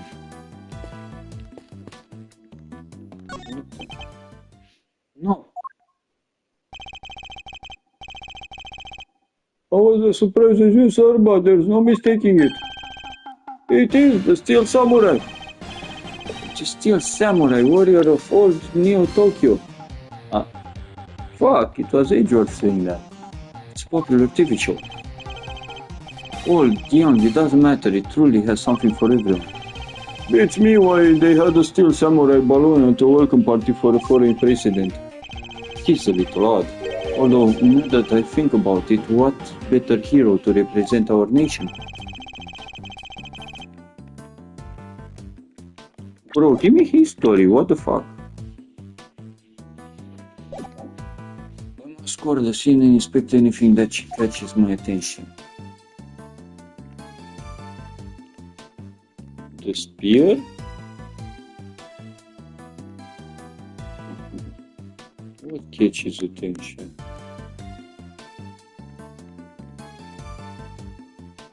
This. The smokes. Break your heart, don't it? It does. What villainy could have befallen him? Witness said he popped right about when the gun went off.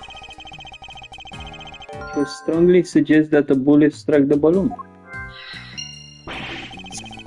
Looks like we've got a case of cold-blooded samurai murder on our hands. This is sacrilege. No arrest until the culprit has been apprehended. Detective, we cannot let this vile assassin escape. We won't, sir. You can count on it. Started out floating to the right of the lakeside stage, but has seized me for. Samurai balloon data jotted down.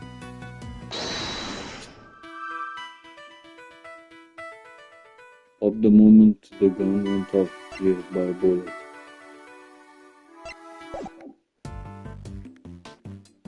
Okay.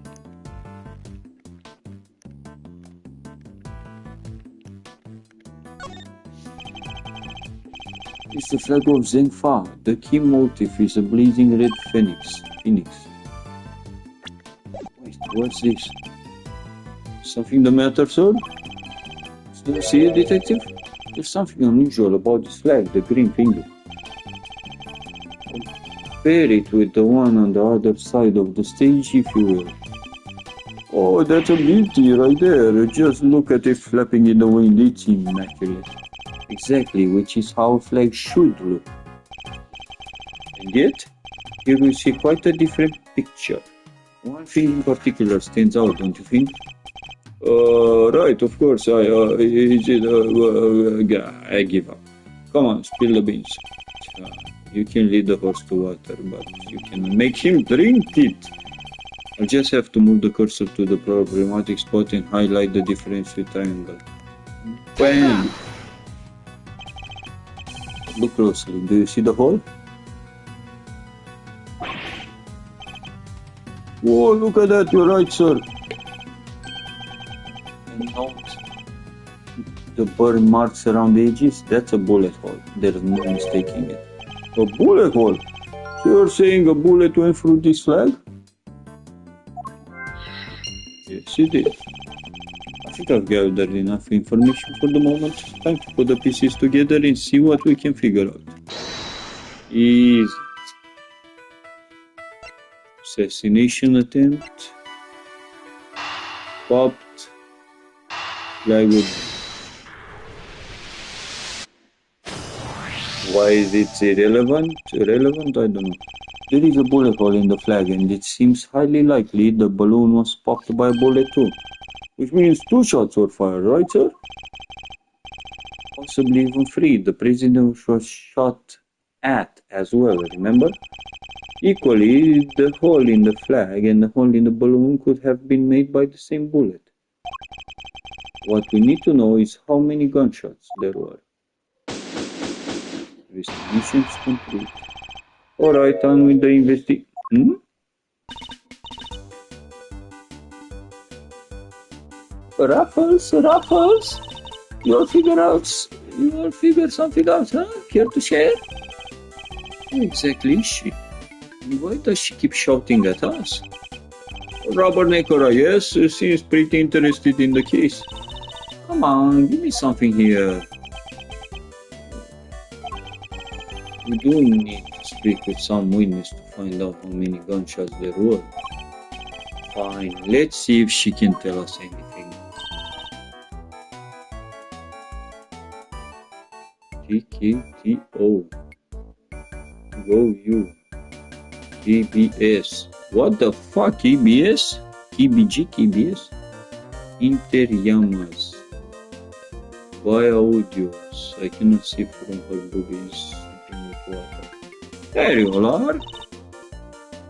Tabloid, at your service. I'm looking into the case for, just for me right now, but... Looking into the case. Miss Lloyd, was it? Miss Lloyd, there's something I'd like to ask. Well, can you tell me any exclusive details you want to share? How about the perp? Have they made any demands? What about them there, Ruffles? What about them there, Ruffles? Or does a filler buy a crabber like that? Will you be quiet for a moment? I'll be asking the questions here. And in here I thought I could get me something juicy for my piece. I need to know about the shooting. Can you tell me how many gunshots you heard? Why, most certainly cannot. I beg your pardon? I can't just be handing out leads for free. That stuff's my livelihood. Oh, come on, don't hold that mouth on us. We all got to share sometimes. Me? Hold out on you? Well, if you all are gonna be like that, I'll be moving right along. Goodbye. Wait. Wait for what exactly, huh? If you got nothing for me, I'm gone. We'll flesh out the moves here. Out of moves. I wouldn't be so sure. What do you mean, Mr. Edgewood? As you know, detective, I like to play a little chess. And what does one do in chess when an opponent adopts a defensive move, position? Why, the board offers any number of options, but some are more effective than others. Sorry, sir, but this is all going way over my head. No matter how impenetrable an opponent's defense may seem, it can always be overcome. Watch and learn, detective, as I shatter my opponent's resolve with the power of words. When attempting to draw out an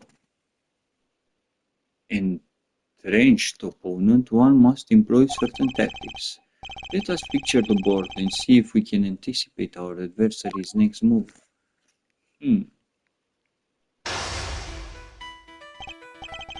Now, we must analyze the state of play. You ain't getting nothing out of me, not until you give me something in return. My opponent has stuck herself in deep. Her defenses won't be easily broken. But I can't afford to try her patience by taking too long to plot my next move. In other words, I must be conscious not just of my strategy but also of the passing of time. That said, I can't afford to waste words either. In fact, it can pay dividends not to. If my opponent is too agitated, if you're fixing to ask me something, you damned well ask it already. I may be able to gain a tactical advantage by calmly binding my time. Then, when I see a crack in my opponent's armor, I pounce like a Siberian tiger. I should begin by finding out what is it that she does. Alright, time to make my opening gambit.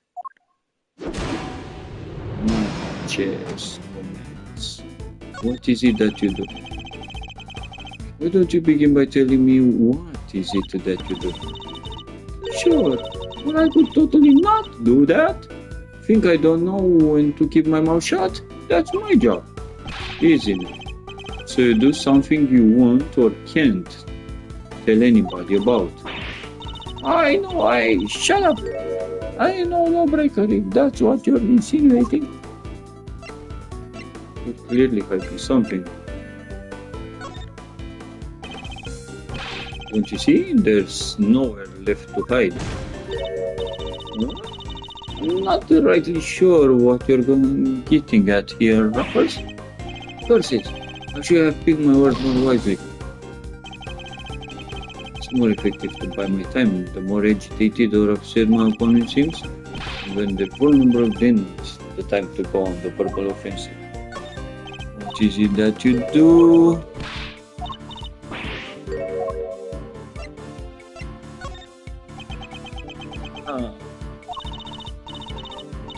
I'm a law-abiding everyday citizen and you got no reason to say otherwise. Forgive me, I meant nothing by it. If it's something you can tell me about, I imagine it must be very important work indeed. Huh? Well, sure, I guess. Least ways it will be once I bag me my first big scoop. What was that about scoops? I see, it's a scoop you're after. So you're a journalist, is that correct? Dan! Yeah, sure, I'm your friendly neighborhood reporter, the hungriest cub on the beat. That's the mystery of what she does for a living soul. Perhaps our hungry young cub has gathered information vital to the case. Let's make that our next line of inquiry. Lock on. With the opening moves concluded, the mid-game approaches. What else does she tell us? What's the record of your reporting? Were you at the scene of the crime? At the time of the incident, were you present at the scene of the crime? Come on now, Ruffles, you ain't gonna give me little old Tabby something first. Absolutely not. Then I ain't giving you nothing neither. You think I'm a sucker? Think again.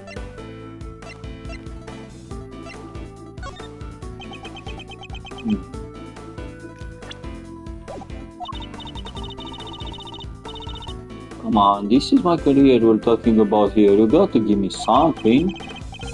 Sadly, the more you know, the more you might find yourself in danger. I ain't scared, I'm a pro. It takes more than the sound of a little gunfire to faze me. You heard gunfire, did you? Huh?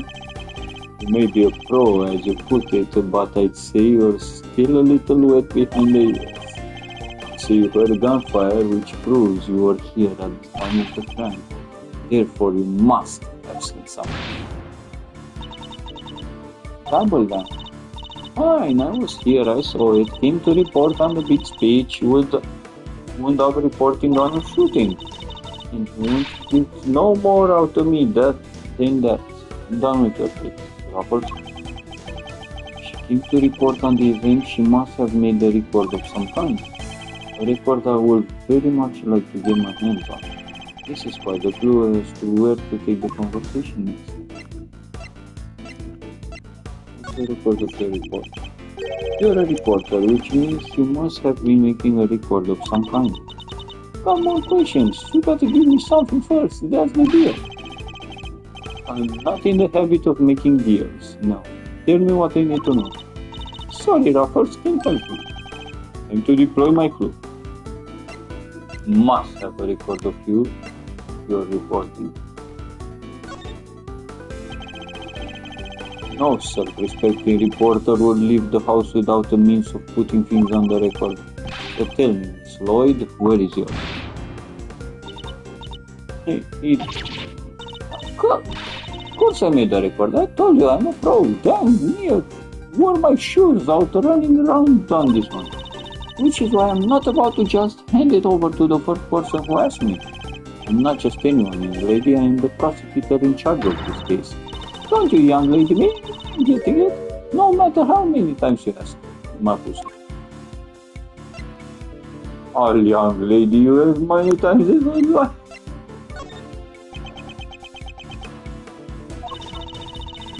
You understand, don't you, Ruffles? It ain't nothing personal. I understand that your job is a difficult one. You do?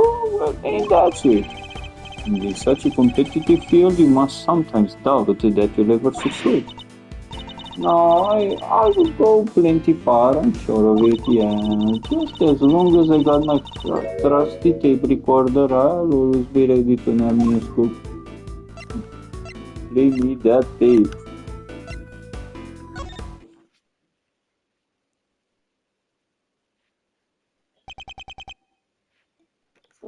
Intriguing.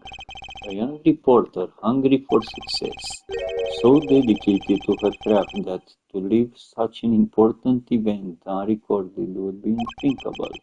And indeed, she did not. She committed the entire event to tape. This is my scoop you're messing with, my big break. Fine, sure, I recorded the whole darn thing. It's all right here, you got me, okay? Checkmate. Chess, checkmate. Completed. You're something else, Ruffles. I was trying to be all strong and silent, but you had me singing like a canary. Never mind that. Now play us the tape. You should finally tell us how many shots were fired. Fine, you can hear it, but I got conditions. You play me like a fiddle, Ruffles. Only the chief ever played me so good. So you gotta agree to be chief number 2 and be mentor to a rising star, aka me. Chief number 2, huh? Kinda like a second parent? That's a big responsibility, sir. And one more thing. I want exclusive reporting rights for the first 24 hours. Come on, you gotta say yes. What kind of mentor wouldn't give his star people the exclusive, huh? It's a difficult woman to refuse. I need to hear the recording.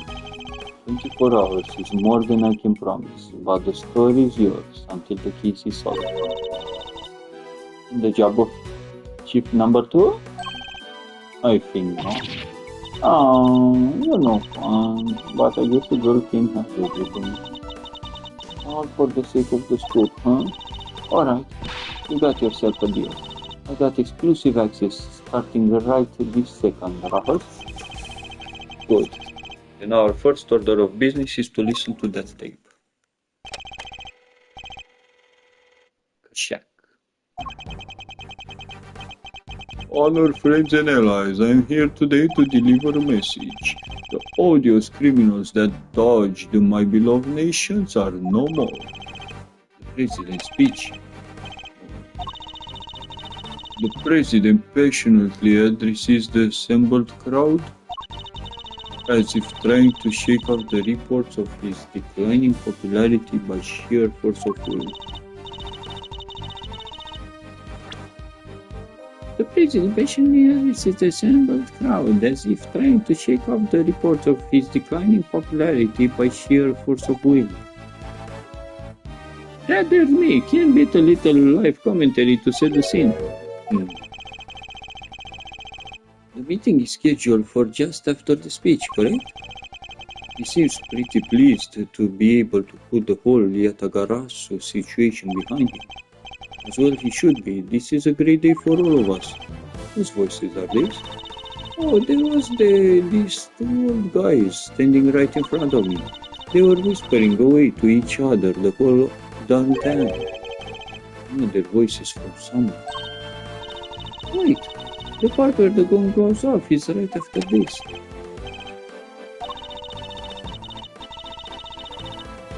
The president thrusts his fist into the air as the excitement reaches fever pitch. The battle against evil rages on. Here, today, I make you this solemn promise. We shall crush the wicked with the righteous hammer of justice. 2 gunshots. What the? Ah!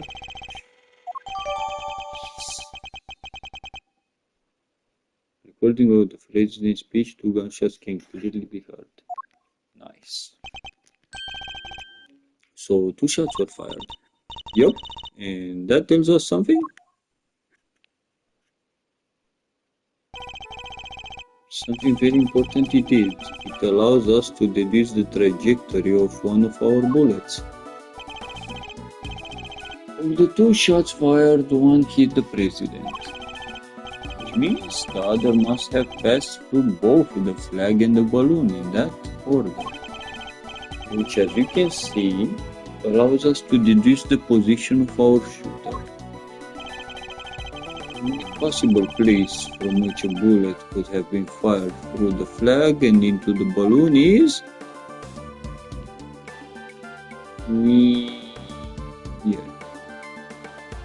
here somewhere. Take that! Here. Yes, there's no doubt about it, this is where our shooter was standing. Huh? You sure about that, Raffles? Watch your mouth, kid. Mr. Edgeworth's powers of deductions never fail. Takes the evidence, puts it together, uses his logic, and bam, out comes the truth every fucking time. Can't wait to hear the logic behind this one. Well, sir, how did you do it, sir? One moment, yes, It's alright, Raffles, we all make mistakes. What the fuck? Ugh, I picked the wrong spot. 2 bullets are fired, we know that for a fact. So we draw a straight line along the path of each bullet. Our 2 lines should converge on a single point, the point where our culprit was standing. Exactly what I was doing. Because this is not the same as this, so it must have come like this. Straight down. So here, on the lowest of low,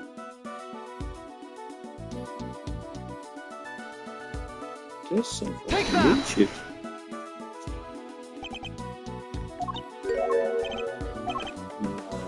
That's nasty.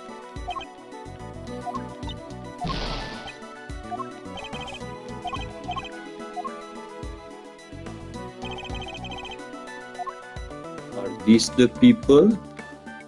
Should I say this one?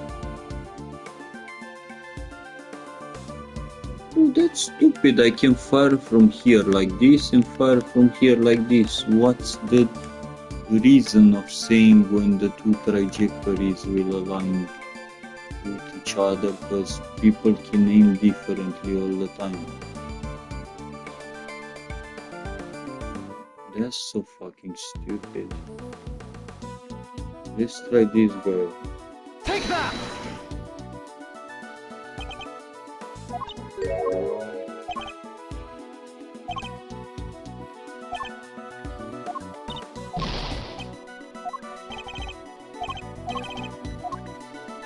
Draw a line straight.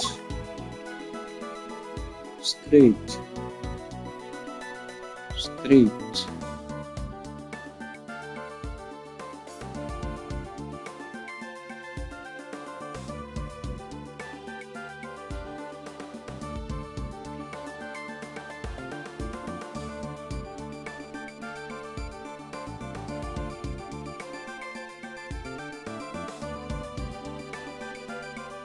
What the fuck, man?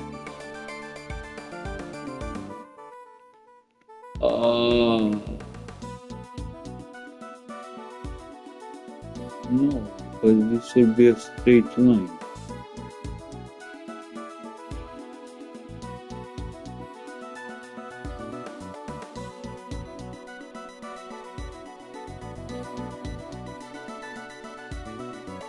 There's some stupid thing for this game. Be so clueless that a shooter can move to sides and shoot whatever from wherever with angles. What the fuck?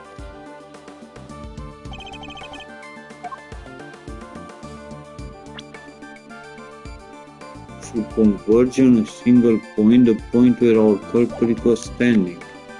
Bro, this is straight in the middle. And this, because it hit here, it goes like this.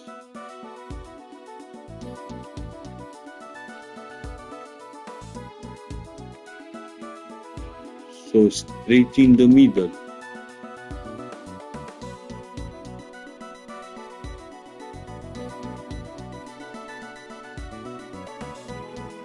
Or like this.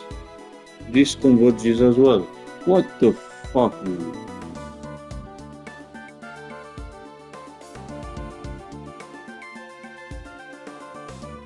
Bro, this is bullshit. I'm confused.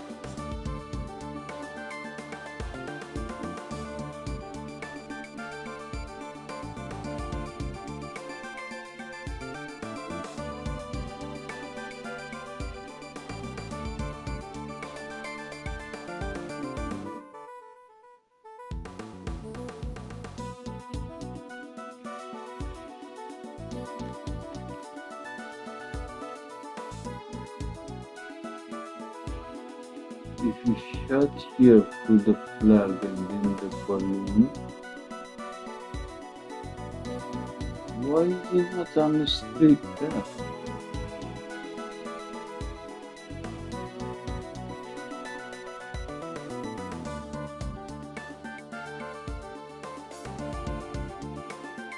That's so fucking stupid. I don't know. I don't know. This is tricky.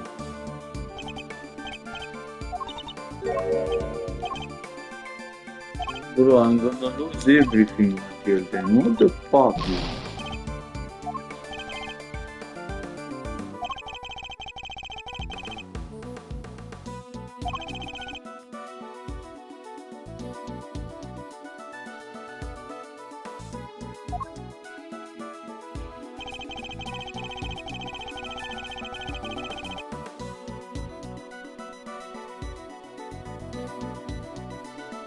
Through the flag and into the balloon.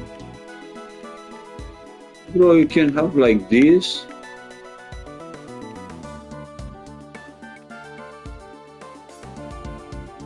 You can have like this. There is no fucking way.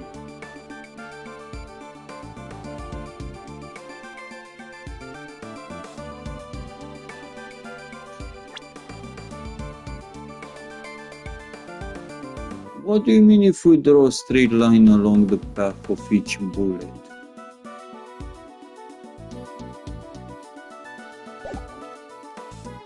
Bullet 1 was clearly this one.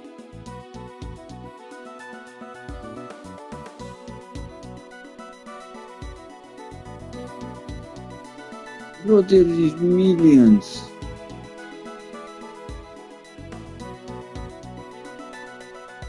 Why he should have shoot at the side? There is millions of possibility. Somebody can shoot from here, point, point. Somebody can shoot from here, point, point. What the fuck is this? If we draw straight line. Straight line.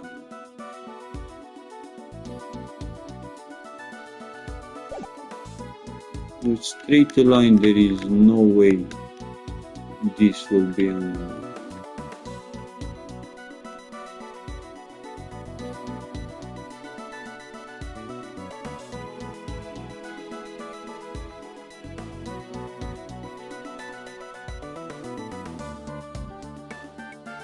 Let's see from behind. I don't fucking know. That's messed up.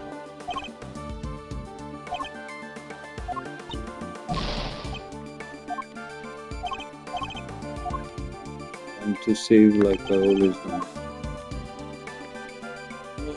Cannot save slowly.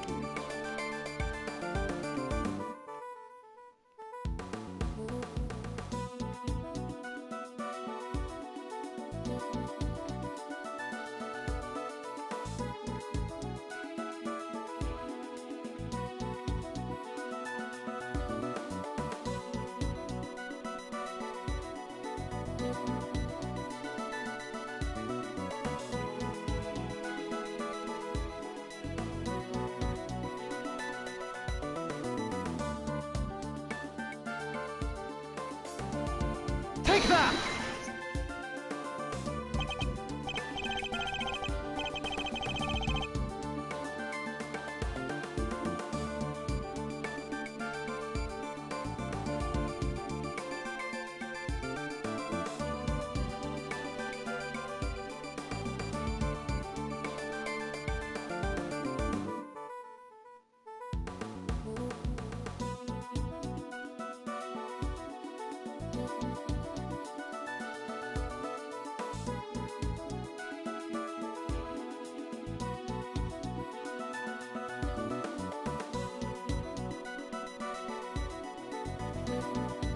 I'm fucking retarded. Okay. I'm done.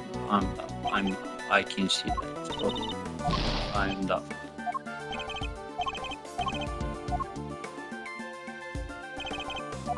It explained properly. If I'm here, I cannot shoot like this, because it will miss.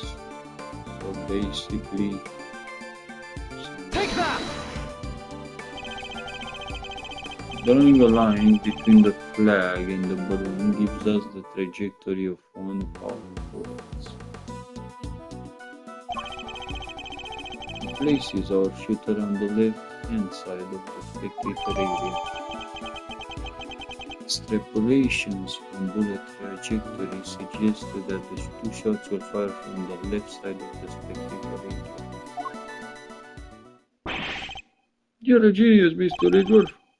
Detective Francois, need to examine the left side of the spectator area. Roger there, sir. So you need me to clear all those people out of the way, I guess? I do. And what evidence remains to be found may already be deteriorating. So I'll need you to be quick about it. Oh, yes, sir. Chief, hey, I'm talking to you, Chief. I suppose you mean me, Lloyd. I certainly do. I got to let me help out. You got to let me help out. This stuff's my forte. I'm the best crowd herder you ever see. I'll prod Powell and push him wherever you like. Whenever you like. Very kind offer, but I think this hands-on approach might be preferable. Also, about this chief business. I'm nobody's chief. Whatever you say, Chief, Mr. Edward, sir. Your wish is my command. I somehow doubt that.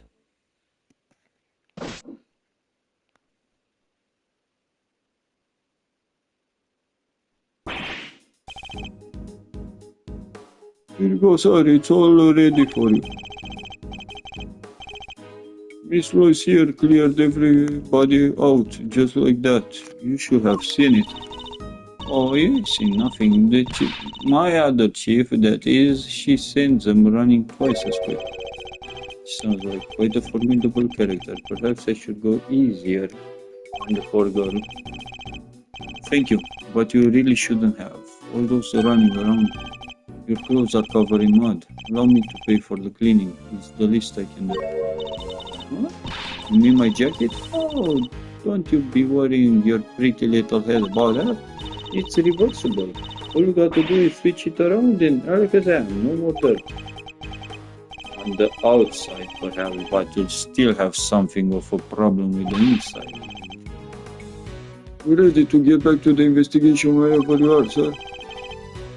The crowd has trampled the entire area.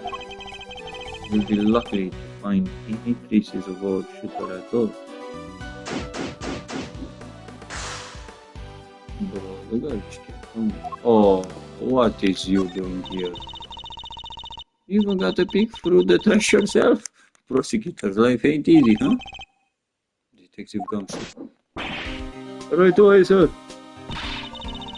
The faithful detective scrabbles through the garbage as the prosecutor looks on, his hands unblemished. Let's see now. Come to Papa, little treasures. Is he enjoying himself?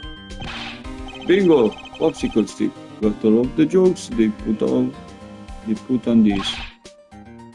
Detective, Sorry, sir. Relevant evidence, huh? I think we got something. good work, detective. Let's take a closer look, shall we? By examining a piece of evidence from all angles, we can uncover hidden details. Sure can. Just tell me which way was it, sir? You can route it out on the cover. If you want, I can move it closer or further away too, sir. An user want to examine an object up close, and an object up close, and R want to move out of the bigger picture. And when you spot Something, just say the word. you can point out suspicious areas with the cursor and press X to inspect them more closely. Alright, let's see what we can discover. The pipe. The gun. Oh my fucking god, what is this? It's playing chess. Lead rook, second knight. Let's cover for lakeside now. Eyes on this area. Rook repositioned in light of knight's injury. I'm the rook. Gumshoe is the rook. And I'm the knight. No, lead the rook. I'm the rook and Gumshoe's the knight. Knight will immediately escort president to plane in case of emergency. He's talking about those two. Stay frosty, we know who might be in the audience. Sublime. This is document of some kind. What are we looking at here? Presidential security plan. It's a diagram of the president's security arrangements.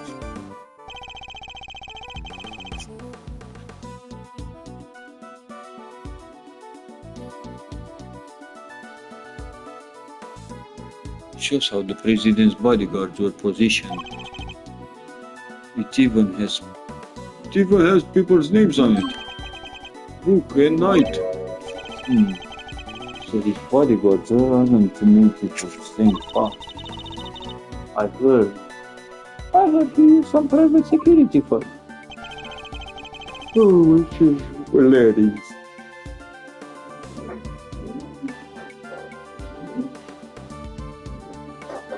They finish on a beer? Yep. But why not employ people to do his own counting? I know why not. You all wanna hear a little tabloid exclusive? You really know something? Sure I do. Over at the embassy not so long back, sniffing out a story. While I'm there, one of my sources tell me that the president's got more enemies you got hairs on your head, including a bunch of bigwigs in the National Police Force. Interesting, so he's unable to trust his own domestic law enforcement. I wonder if one of these enemies could have been behind the attempt on his life. A diagram of the president's securities arrangement was certainly classified.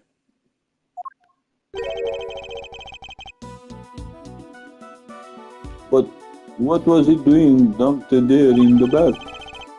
You raise an interesting point. It's documented relating to a matter of national security. It will surely be highly classified. Huh? Hey, there's something else in here. Fucking gun.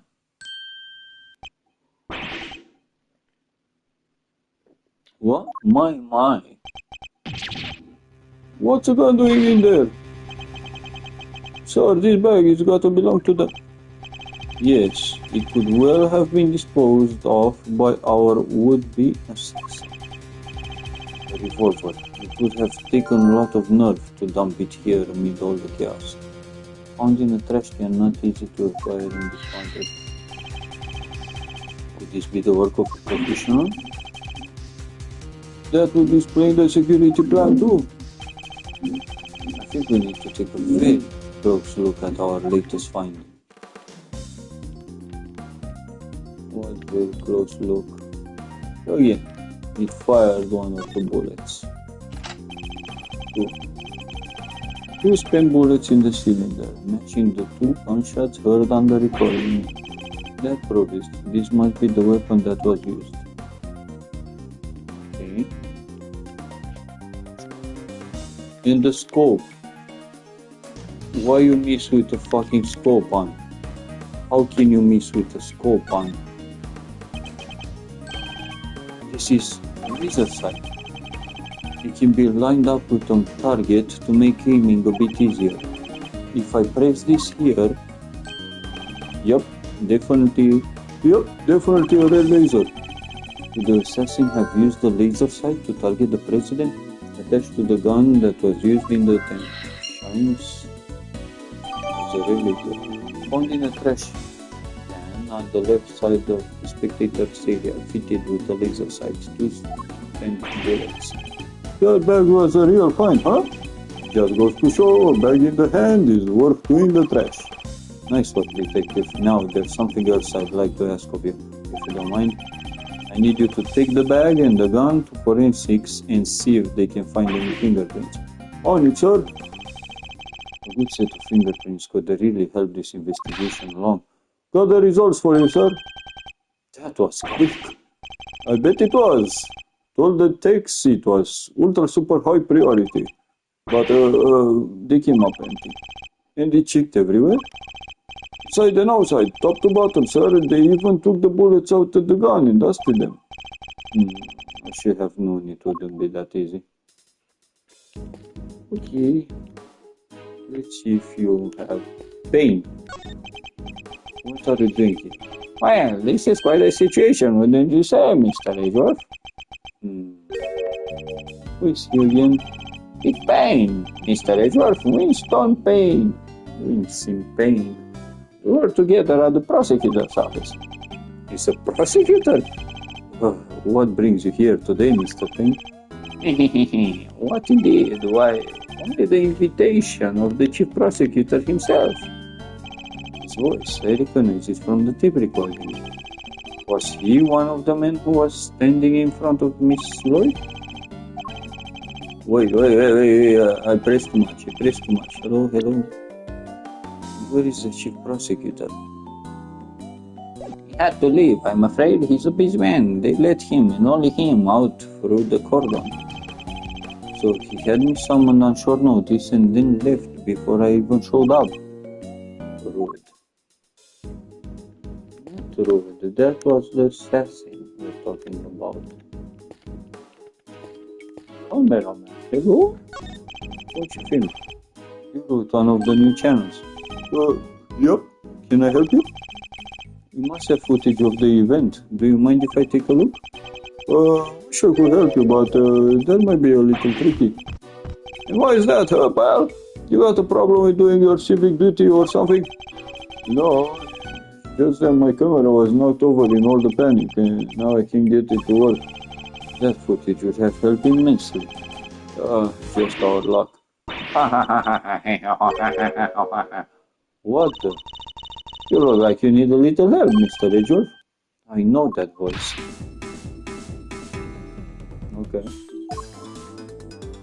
Who the fuck are you, hello? Honestly, I leave you alone for 2 seconds, but don't worry, your hero's here to save the day. That's right, the one, the only Kay Faraday. hero. Only you could give yourself a title like that. So you're not a great thief anymore? Not right now, but it's not like I quit. I'm just on sabbatical. I'm taking time out for some intensive training. Being the second Yatagarasu doesn't come easy. He helped me out on a few occasions about 2 weeks ago when I was working with his Yatagarasu since Spartan Embassy. The keys of the Yatagarasu, a mysterious thief who seemed to appear and disappear at will, and who claimed only to steal the truth. She calls herself the second Yatagarasu, the successor to the so-called Great Thief. There's not a lock I can't open or a trap I can't escape. And when it comes to stealing, well, I'm still in training, but I'll get there soon enough. What are you doing here, kid? What do you think I'm doing? I've been enjoying the festivities, of course. I suppose she did mention being fond of such things. And afterwards, I was thinking of dropping by your office to see you guys, but now I don't have to. Good to see you, kiddo. You're as bright and pretty as ever. Hey, Gummy, how you been? You're looking pretty full of beans yourself. So, okay, are you really here to save the day? Yep, prepare for your jaw to hit the floor. Your best pal in the world here only went... Then took pictures of the whole shebang. Did you now? Then you better show them to me. Wow, your jaw didn't even drop an inch. What's a girl got to do to impress you, huh? I know, right? Mr. Prosecutor here's about as much fun as a dang bit too fake. Won't even let me call him Chief. But I'm forgetting my manners. Tabby Lloyd, the Ace reporter at your service. Nice to meet you, Tabby. You're right, he's no fan at all. This one time, you two can chat later. Hey, can I see those pictures? Oh, fine here. No way we have that guy with the brace, neck brace, that looks like that guy. I did it or something. I took this one right when the gun went off. It was a total chaos, people running everywhere. The president and his 2 bodyguards. The names on the security plan were Knight and Rook, I think.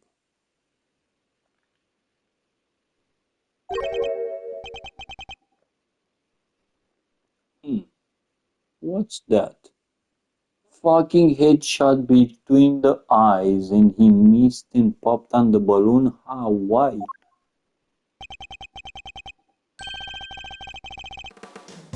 Thank you indeed, Kay. I think you have provided us with a vital clue. Whee! Your eyes just lit up like a pair of dang Christmas trees. Well, Mr. Edgeworth, care to tell the readers what you have spotted? A contradiction.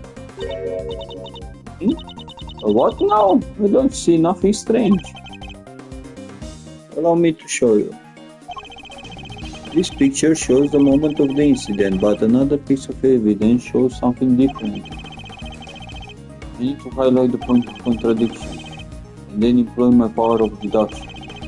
First, find the contradiction in the photograph. Bro, they said he's still alive. Yes, this is it. I'll simply press X to make my deduction. Now to present the evidence that proves the contradiction. Rook said he was killed, no? The current president of Zenfone, an attempt was made on his life as he gave a speech at an event held in his honor. He should have been dead from the second bullet fired.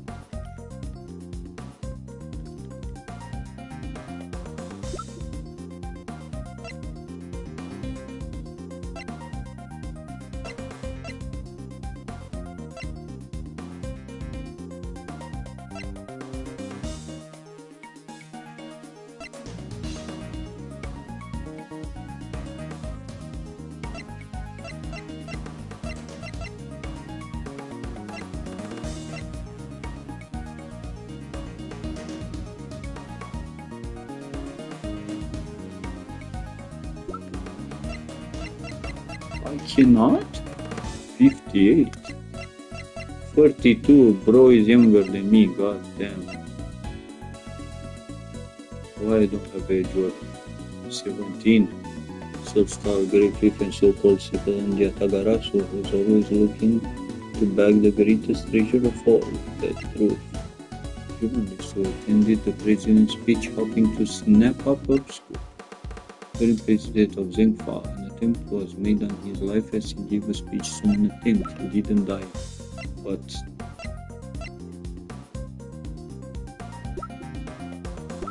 I cannot do profiles?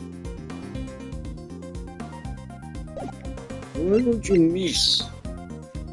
Extrapolation from bullet trajectory suggests that two shots were fired from the left side of the spectator's area. The diagram is covered for left side now, eyes on this area.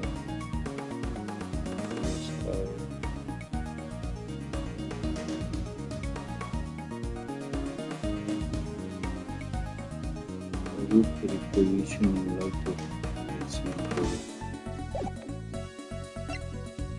found in trash can on the left side of the spectators fitted with a laser sight to scan bullets.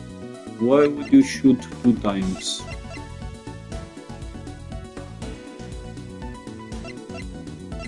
Eureka! There's clearly a contradiction here. You say so, sir? I can't see anything myself. You don't see it. Something so obvious that's a contradiction in itself. Mr. Edgeworth, if you made a mistake, you can just tell me, don't you? Bro, I'm losing it. A mistake?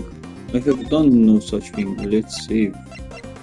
This helped me before. I didn't need it. I just saved and figured out the keys instantly after that. But for now,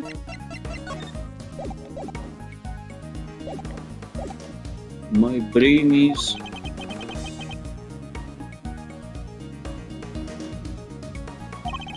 what was important with that photo? I've already located was contradictory between this photograph and the evidence. I need to present the evidence that proves the contradiction.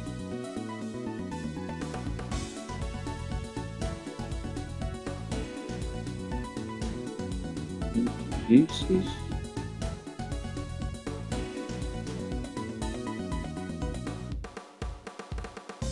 the guy was looking on the left.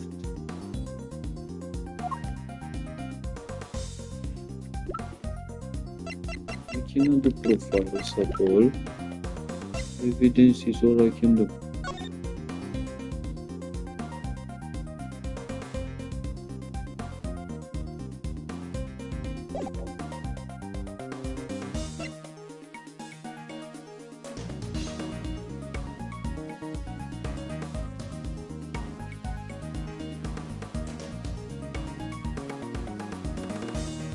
What do you believe?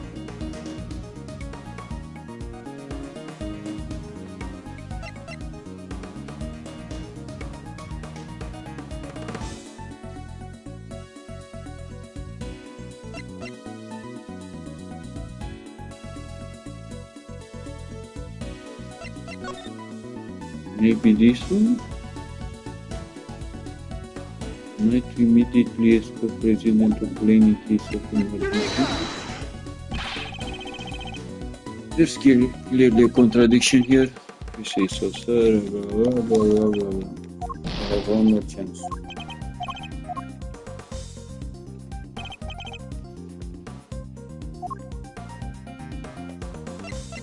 I did this. I'm confused. I did all 3 of these, no?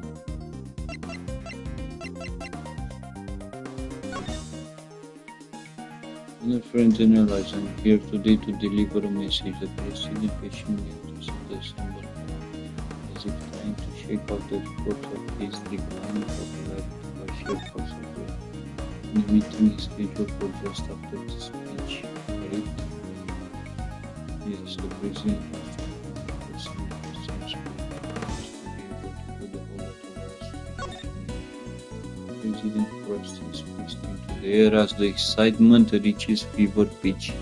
Shall crush the wicked with the righteous hammer of justice. Bang. This is it. He didn't raise his fist. That's the thing. Eureka! Bro!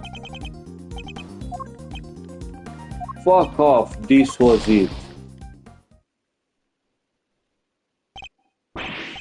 No, it can't be. You cannot end like this, and yet there's nothing more I can do. Fuck me.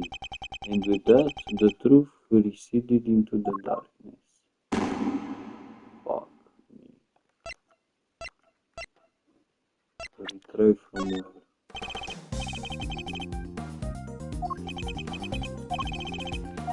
I can retry from straight. Okay, there are two more things. This and this. These are the only things left. Nothing else I can present. How the fuck? Look closely at the picture of the president in this newspaper clipping, if you would, Miss Lloyd.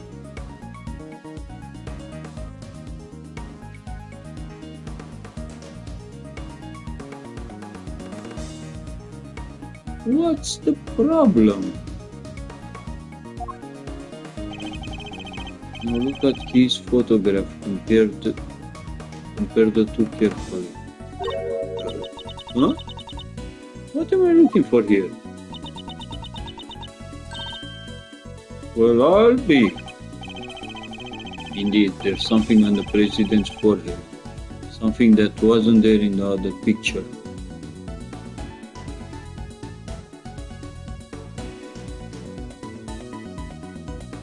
Bro, are you fucking serious? Special report about President Lee Jung-wang is to visit, so it's not live when he did this. It's before. What the fuck, man?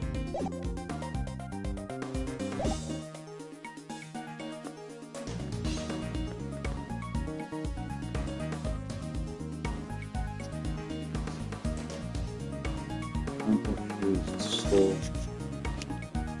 the photo she captured, it was the laser sight prepared to kill him.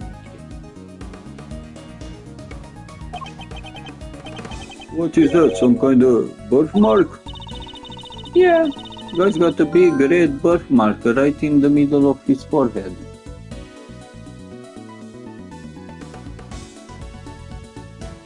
Photo shows a red dot on the president's forehead during the attack.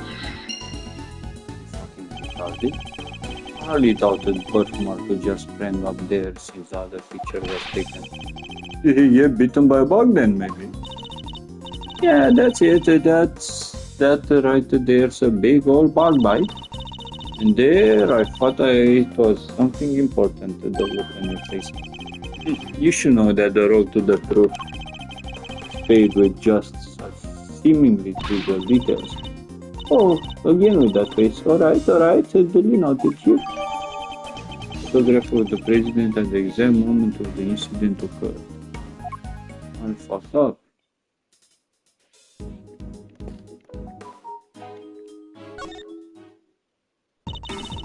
Hey, Mr. Edgeworth. I don't want to.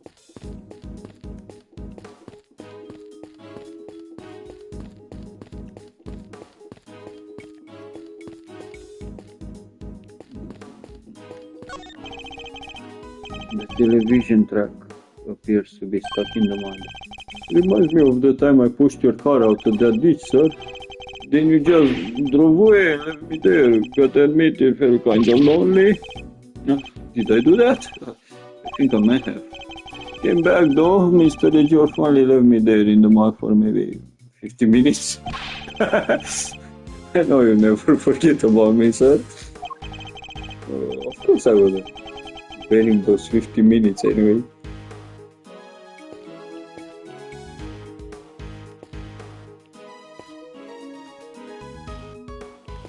Left and right. Why is that important? Hello?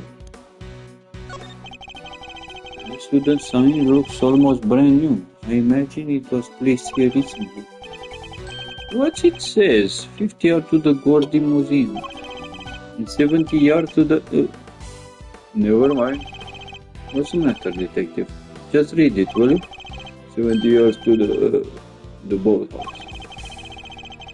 Feels like a million years since that whole sorry affair unfolded. Fond memories, detective. Oh yeah, fond memories, sir. I thought I killed my father, and then my best friend rival has saved me in my ass. Yes, nice. What's up?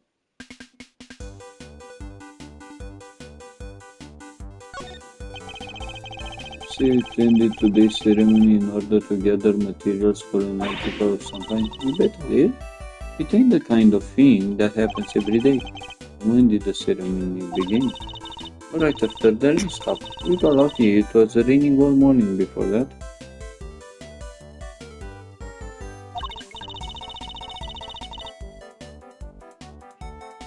Anyhow, the president's planes touched down right around 1:45. And the speech started at 2 on the nose. What about the shooting?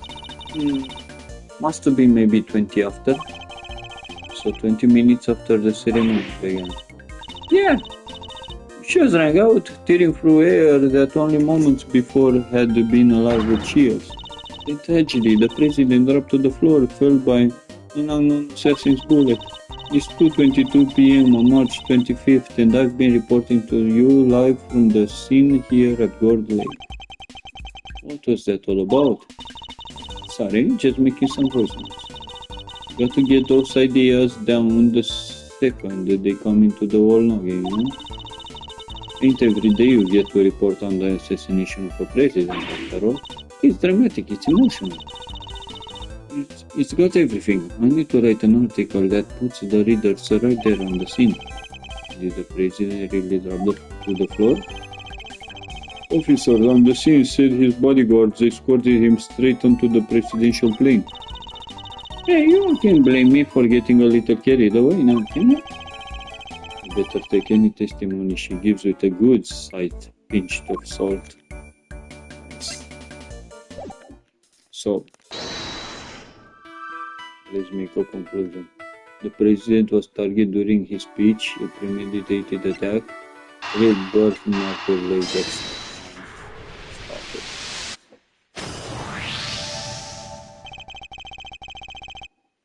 I have solved the mystery of the red birthmark. Really? So it wasn't a bug bite? No.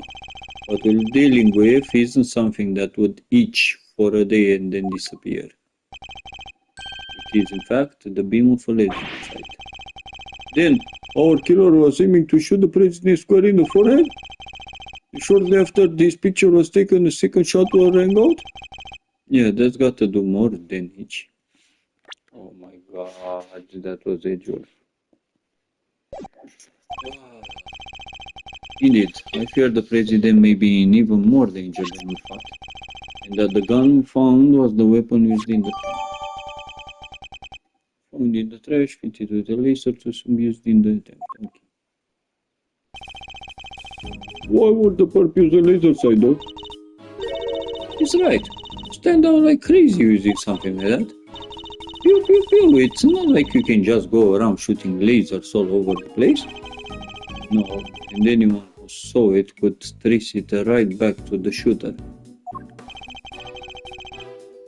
Seems like a pretty bad idea all around. Oh, I almost forgot. I took a couple more pictures. Maybe the laser sight's in one of them. It's a long shot, but it's worth a look at least. Alright, hey. Let's see these other pictures. Yes, sir. Right away, sir. Let's see. First up, here's one I took just before everything started going south. It would be more useful to us if half the frame wasn't taken up with your face. This is when he raised his arm up on the back.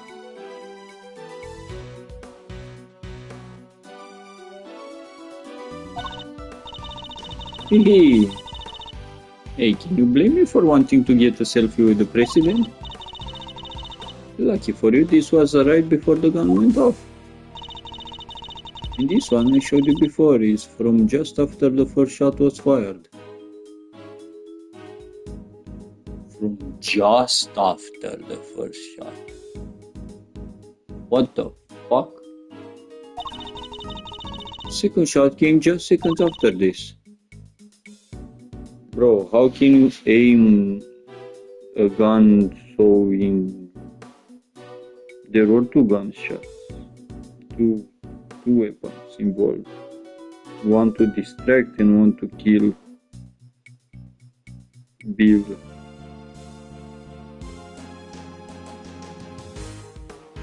That's the only way I see it.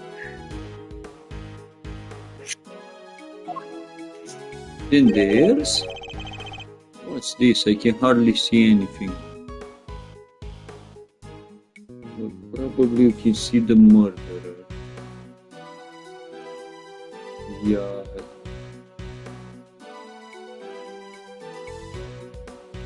Dogs. Uran dogs. Samurai. Samurai dogs. But I knocked over when everyone started running right after the last picture. Guess I might have pressed the shutter by accident. Not sure this one's gonna be much use, kid. Bro, the umbrella. The watery thingies. So many things that we can tag along with. And that's all of them. 3 photographs taken before, during and after the shooting. His photographs data updated. Time to take a closer look. Let's examine the picture from before the shooting. Is there any hint of the laser sight here in this picture? Bro, of course. So the guy with the hooded mask, yes. There, I see it. What is it, sir? Look closely at the person with the red hood. Whoa, there it is! Indeed, that's our laser sight right there. So that's our perp. The one in the red hood must be the shooter, yes. We found them. And all thanks to yours truly. Indeed, you led us right to the greatest treasure of all, Miss Griffith, the truth. You may have captured our would-be assassin in one of your other pictures too. Let's take another look. Our red-hooded suspect could be in another of these photographs from during the shooting.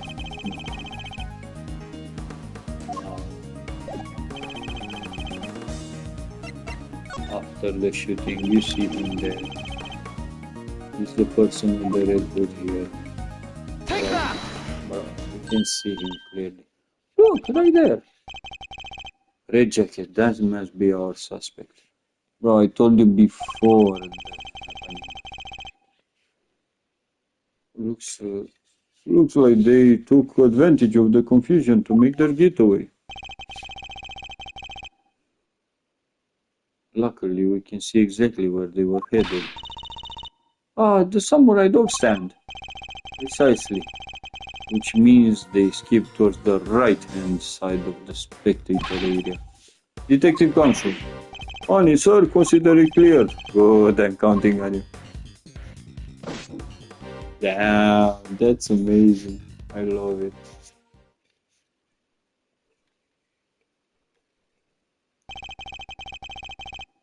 We have it now, my little Red Riding Hood. The entire park is cordoned off and we know which way you went. Now it's simply a matter of hunting you down.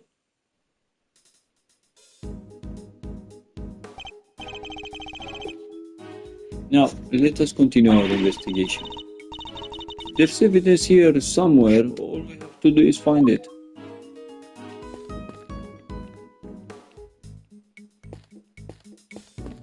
Rifle range? Banner advertising the rifle range has fallen over. It must have been knocked down in the crash. It's covered in footprints too. The crowd must have really panicked. Hey, nowhere I can buy one of these? Why would you wish to? Don't tell me you're thinking. Don't tell me you're thinking of writing gumshoe on it and wearing your badge. What? How did you guess? Are you a mind reader, sir? Is that it? It was a joke, but I should have known that nothing's impossible when it comes to the good detective.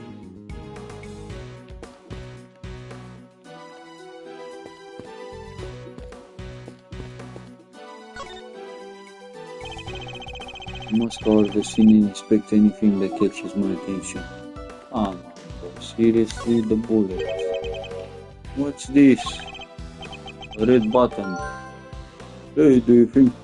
Seems it was torn off or something found near the samurai dog stand. Could it have been dropped by our red hooded suspect? Yes, it certainly seemed likely. One game for $3, damn. Samurai dogs. The water? There is blood under the water. The puddle reflects the clear blue sky. All the remains of the rain? You're a regular toy, sir. Very funny, detective. How would you describe it then? Let's see, a pool of water left behind after a real heavy downpour. Just like a girl left behind after a real heavy dose of Mr. Edgeworth's logic. I would say don't give up on your day job, but it seems you don't even have that damn detective. Oh, the fucking blood here! Ah, it was different. There's something red down there. Detective Gumshoe, can you see what that is under the stand, please? There's something down here, right? Let's see. Ah, the hood. There is no blood. It's the hood. A red raincoat. This must be the one the suspect was wearing. They must have taken it off and hidden it under there before they made their escape. Seemingly discarded by the person in the red hood found under the samurai dog stand. Red raincoat data jotted down in my organizer batch. Nice. Done. Congrats. Too many.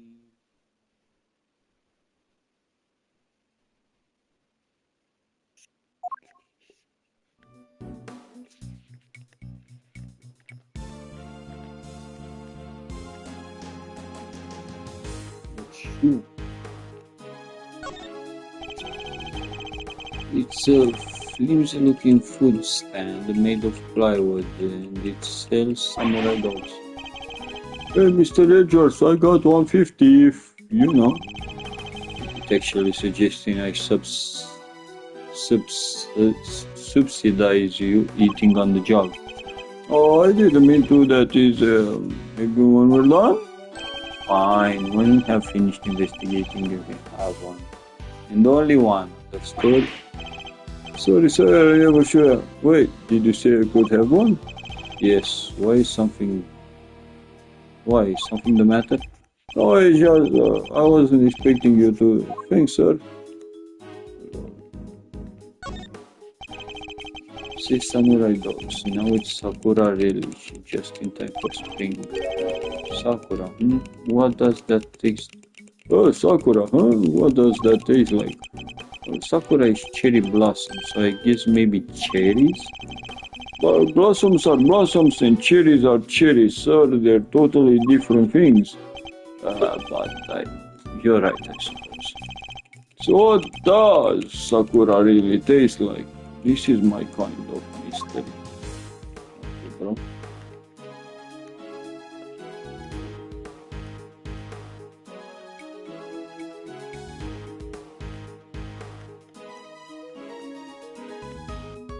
Give me the hat.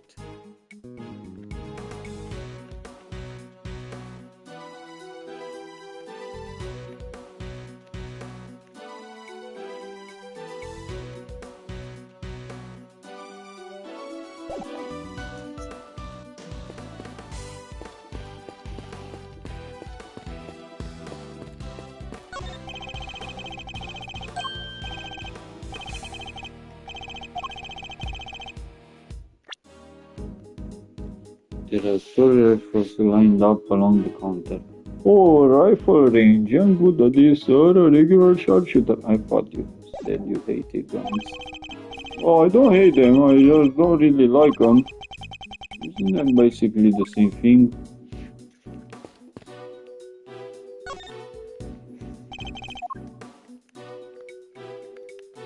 Oh, we never examined this stupid thing. Damn. The sleeve. It's inside out. The button is missing too. The right sleeve is inside out and the button is missing. So then he became a round person. A round person. 6-shot revolver found in a trash can not easy to acquire in this country. Wrinkled sleeve. Red button. Okay. Can I remove this and this?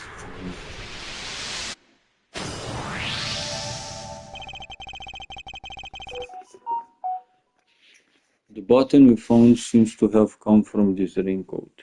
I'm sorry. It was Edgeworth.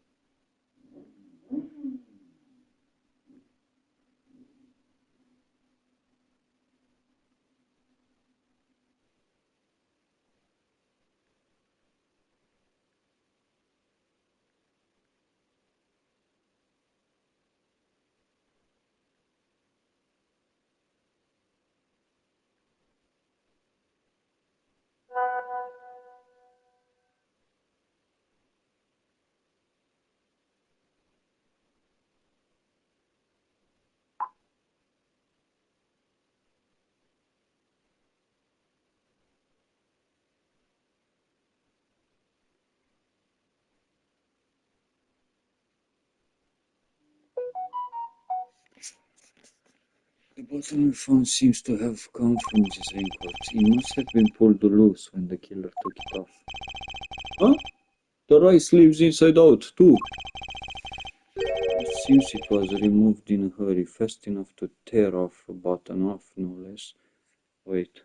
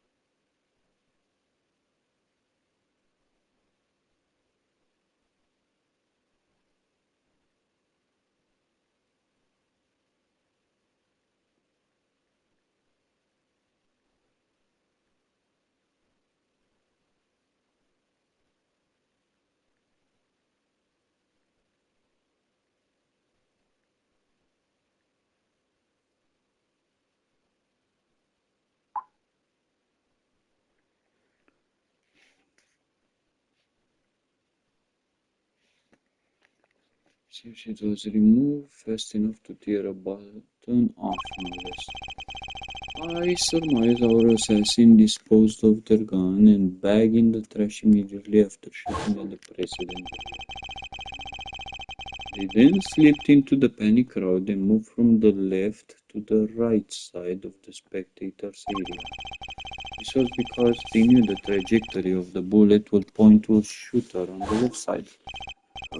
Finally, they removed the raincoat and hid it under the samurai dog stand. The killer would have needed to get rid of the coat as soon as possible, hence its hurried removal. The fact that the right sleeve is inside out is a testament to how quickly it was taken off. Yep, that and the missing button. The question, of course, is why didn't the same thing happen to the left sleeve? Oh yeah, only the right sleeve is inside out. Indeed, and the button on the left sleeve is still securely attached. So, what does this mean, Mr. Edgeworth? If we're to answer the question, detective will need to inspect the raincoat in more detail. Oh, come on.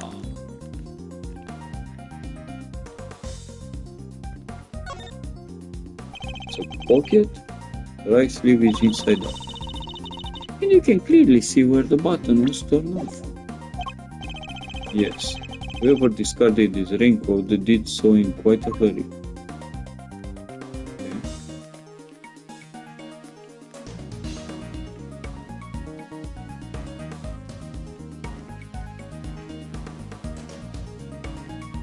Blood. What the fuck? Sorry, hello?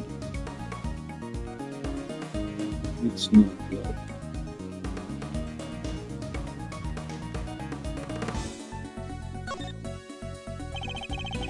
Let's take a closer look at the inside of the raincoat. Detective Thompson. Yes, sir.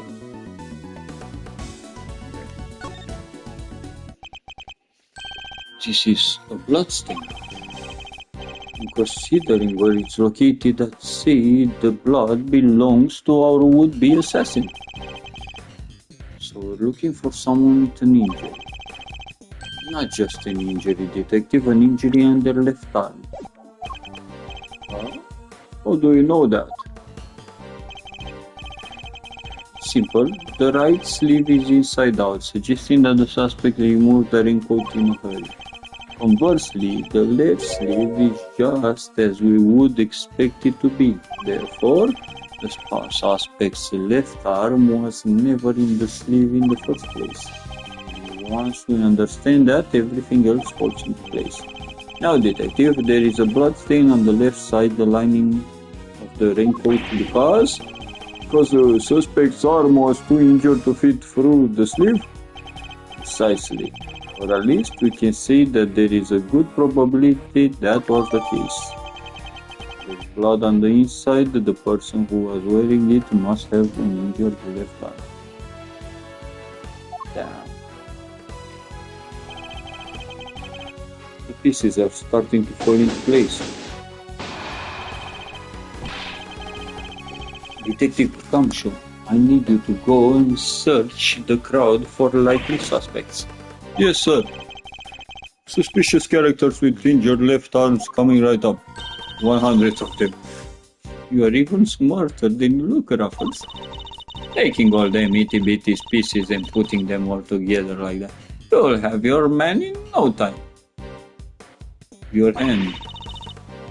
That's Mr. Edgeworth for you. What? Ah, that was key. That's Mr. Edgeworth for you. The park is still cordoned off, so our would-be assassin should be in that crowd somewhere. Don't let me down, Detective Gumshoe.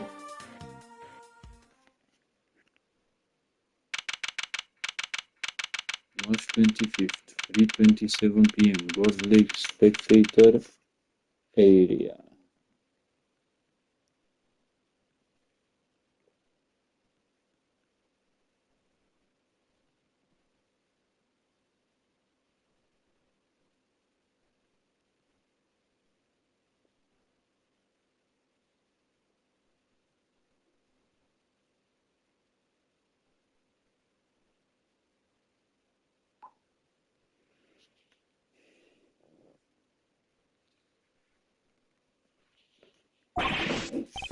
Mr. Edgeworth, we found someone who fits the bill perfectly, sir. Wait to nab the assassin, Gummy? Hold on, Kay, it's a little soon to be jumping to conclusions. For the moment, they're a person of interest and nothing more, understood? Okay, no jumping. But he's our shooter, sir, I'm sure of it. He's the one who tried to take out the president. In broad daylight, surrounded by a crowd of witnesses, this is no ordinary assassin. Bring him over here, detective, carefully. Yes, sir. Come on, boys, you heard Mr. Edgeworth. Oh my god, the killer. Hmm.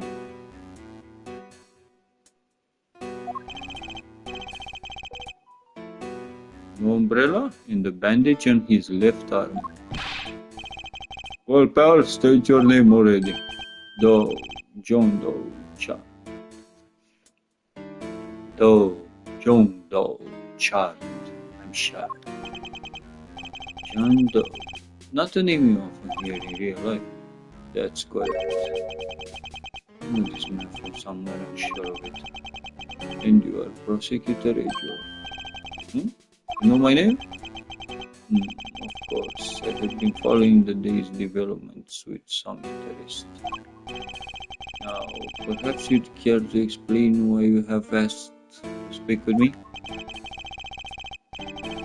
As you've been following our investigation, you're no doubt already aware of who we're looking for. So let me ask you, do you recognize this raincoat by any chance? Forgive me, but I'm afraid I do not. I see. Well, I believe its owner to be the would-be assassin we are seeking. My. Well, isn't that just shocking? And this same would-be assassin happens to have an injured left arm. Just like you. All I can tell you is that I had nothing to do with this unfortunate affair. The two adversaries stare each other down, their eyes are like deadly lasers. Care to tell the readers what happened next? A showdown, that's what. A battle of wits, a battle of words. Did I let him explain any further what he thinks this upcoming battle will entail? Sure, let the man blather on. In a battle of wits, you never know if or when the other guy might be lying or just plain mistaken. But if you spot inconsistency in a statement of theirs, you gotta press the evidence that proves it. Into that, I'll need to first open my organizer with R1, then press triangle to present the evidence. And what if there ain't no inconsistencies to find? You press them. Then you change tack. Press for more information and see what you can shake loose. Indeed, I can press my opponent with R1. Why don't you show us how it's done, Mr. Edgeworth? Stepping up to bat, our nation's top prosecutor. Once I am able to quietly gather my thoughts, yes.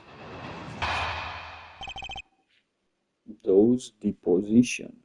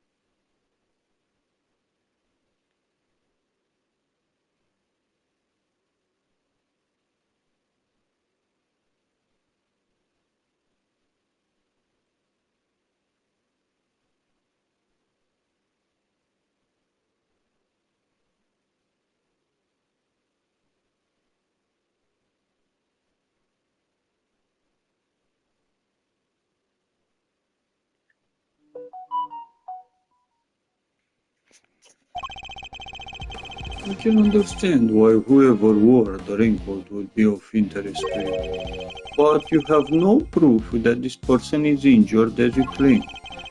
My left arm may be injured, but I can still use my right. When it started raining, I simply opened my umbrella, no raincoat required. The Shelby killer. So you contend that you are not wearing a raincoat, is that correct? It is. And is that so strange? Not everyone wears one after all. I happen to prefer an umbrella. Team raincoat over here. They're perfect for when a girl really needs to move. Heck, I don't use neither. Come rain, sleet, snow, or shine, it's my trusty parka every time. What the fuck is that? Not exactly the line of inquiry I was hoping to pursue. So you see, I'm not your would-be killer.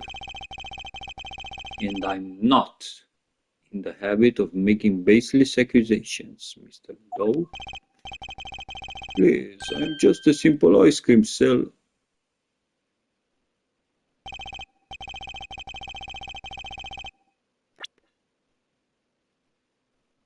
Ice cream seller. Oh my, forgive me. My sister had become bleeding again and I'm excited. The owner of the raincoat is definitely our assassin. He said the owner also has an injured left arm. Huh. Come on to you, Mr. Doe. It's only a matter of time. Bro, he cannot be the killer, no? Because bro is very meticulous. I can understand why whoever wore the raincoat would be of interest. Why? So you admit that whoever wore the raincoat is a person of interest. I know they are. I was able to follow most of your investigation from the spectators area. One never thinks one could get caught up in such an awful thing as an assassination. But you have no proof that this person is injured as you claim. So you like to see some proof that the owner of the raincoat has an injury? I would certainly expect such a renowned prosecutor to have some. I still don't understand how you know. Oh, Mr. Edgeworth, you're famous. We probably read about you in the newspaper. I have also been observing you and your work. Lest you forget. Don't believe a word he says. If I can prove he's lying, we'd be one step closer to apprehending our shooter. My left arm may be injured, but I can still use my right. Irrelevant.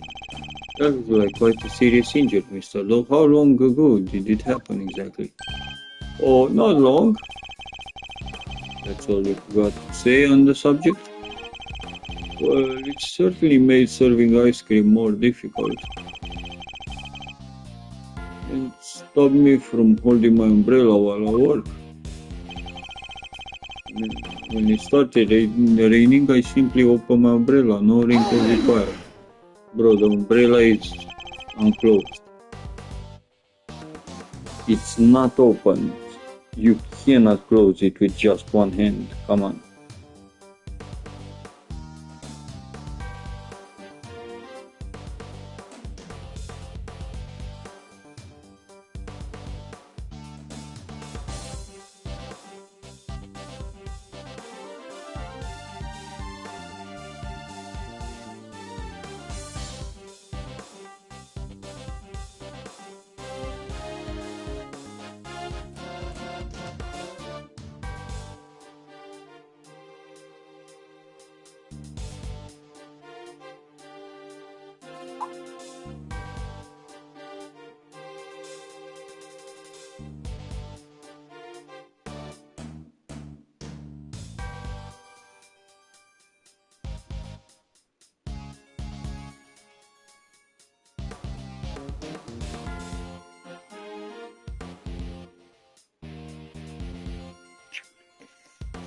Yet you don't seem to have an umbrella on you at the moment. Didn't the rain stop only a short while ago, just before the shooting? He did, indeed. I remember because I was suddenly inundated with customers. That was less than an hour ago. Are you trying to tell me you lost your umbrella in that short of a span of time? Yes, that is exactly what I'm trying to tell you. After all, it only takes a moment for someone to steal an umbrella, especially in a crowd of that size. Ah, that's entirely possible, I suppose. I have my umbrella when it was raining, Mr. Edgeworth, that is a fact. And then he lost that umbrella to the crowd, huh? Yes, it's just one of those things.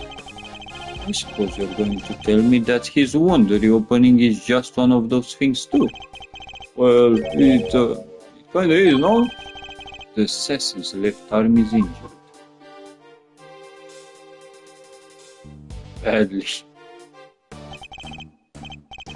As is Mr. Dawes. Why, it's even bleeding as we speak. You're right, that is pretty suspicious.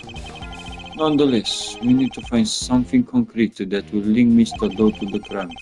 I should press R1 to open my organizer and look over all the evidence again.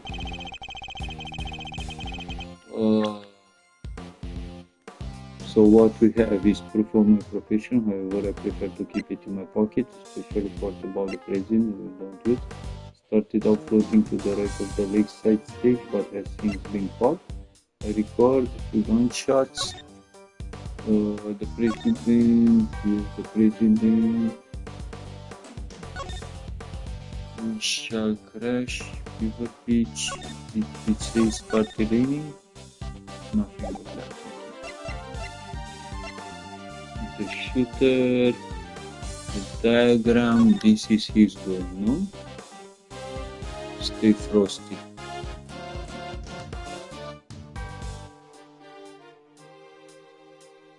Stay frosty is about the ice cream vendor. So if he's not the shooter, definitely these guys were aware of the killer, assassin, something. Let's see the photos. He's a Mr. Payne, just do it. Kill him already. Where was he? I don't see him. I don't understand why he has the hand up. Irrelevant, okay, nice. And the record, there's blood on the inside. The person who was wearing it must have an injured left arm. And I can examine it again. And I can watch it again.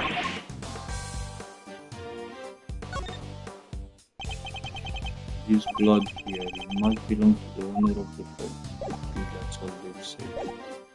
I can understand why whoever wore the ring code would be of interest to you, but I have no proof that this person is injured as he screamed. This is easy. Present straight to the Objection! ring code. You seem like a careful man, Mr. Doe, but not quite careful enough. After all, you left something behind, something of vital importance. I'm afraid you must have me confused with somebody else. The coat does not belong to me. Or do you claim to have some kind of proof to support your accusation? Your arm is troubling you too much, I hope. Is troubling you too much, I hope. Your wound seems to be bleeding again. I'll survive, although I can't pretend it is not something of an inconvenience. My deepest sympathies. Because if it wasn't bleeding quite so badly, you could have perhaps made a clean getaway. What exactly are you insinuating? As we have already established, whoever wore the raincoat is injured. And now I can prove that that person was you, with this decisive piece of evidence. Making very scribble. You see, Mr. Doe, there is a small amount of blood on the inside of this raincoat. Blood that belongs to our assassin. Ah! Bro, you are so skillful before. What the fuck happened with you? How can you make these glaring mistakes? Protect the murderer! Foreign leader causing a diplomatic incident. They will throw the book at you. You can give us the silent treatment all we like, but we don't need you to talk. A simple blood test will give us the answers we require.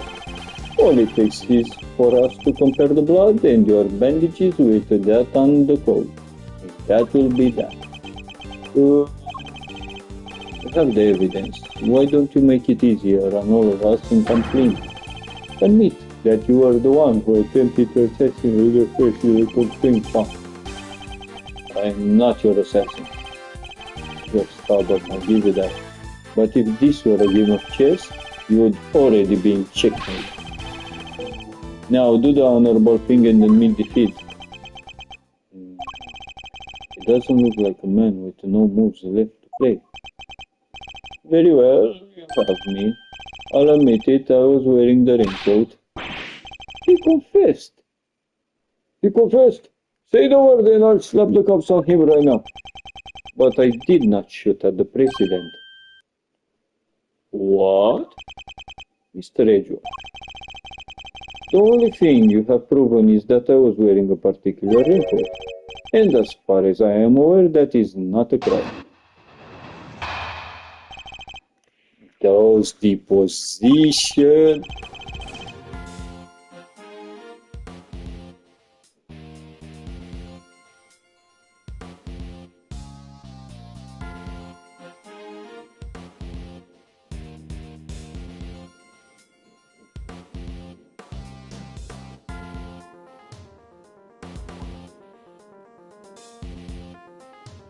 I'm no assassin. I am simple ice cream seller. I am one who happened to be wearing a red raincoat while watching the president speak. I was as surprised as anyone when his bodyguards sprang into action and the shots rang out. That's when the spectators panicked and started running and screaming for their lives. Now, are you finally satisfied that I'm telling the truth? As if your story stinks. You don't scare me. The evidence is on our side, you know. Look, it's right there, plain as day, the assassin, and they're wearing a red raincoat. Intriguing, but that is not me. Oh, come on. Tell me, Mr. Edgeworth, do you really think I was the only one in the entire park wearing a red raincoat today? I do actually. But then why? Why does he seem so sure of himself? Rebuttal. Let me save. Each time after I saved, I made fantastic discoveries, except the last part where I died completely. No, nothing. I'm no assassin, I am a simple ice cream seller. Bro, explain more. Simple ice cream seller, but a knowledgeable one, I think. On the subject of ice cream at least. But of course, ask me how to do it. I don't know the first thing about ice cream. You know what the most important thing about making ice cream is, of course? Mr. Edgeworth? Why, the most important thing about making ice cream is to approach it with a virtuous heart. What does virtue have to do with anything? Without proper reverence for the craft, I'm afraid all ever make us sweet on the crystals of ice. There, I hope that you know. I'm nothing more than an ice cream seller. One who happened to be wearing a red raincoat while watching the president speak. Hold it! Why were you wearing the raincoat if it's... Why raincoat? Why were you not using an umbrella? Is that so strange? It was a rainy morning. Most people were wearing a jacket of some kind. Well, I'd say it's a pretty strange choice, considering you couldn't get one of your arms into it. Better than that, have one of my hands occupied by an umbrella. I had ice cream to serve after all. And why go to such lengths to avoid testifying to that effect in the first place? Forgive me, I simply hadn't remembered that until now. It's been an eventful day, after all. Eventful. Well, I hardly know what else to call you, Mr. Edgeworth. The president of the Zenfa was shot at. I was as surprised as anyone when his bodyguard sprang into action and the shots rang out. So you saw the bodyguards move before you heard the gunshot. Yes, if I recall correctly, they moved first. The what? At least the one on the left did. Rather observant, Mr. Dove. I am blessed with keen eyes. The names of the bodyguards were written in the top left corner of the security plan. So my left or their left? The ones on the left was Rook. That's correct. Bastian Rook, I believe. How do you know his fucking name? I expect he noticed the light from a laser sight. The man is no amateur. Mr. Dove knows a little too much about the business of being a bodyguard for my liking. I say our friend here is no amateur either. I'd like you to append what you just said to your testimony, if you don't mind. As you wish. The bodyguard on the left, Bastian Rook, was it? Was especially quick to respond. Bro, where the fuck was quick to respond? He was way far away.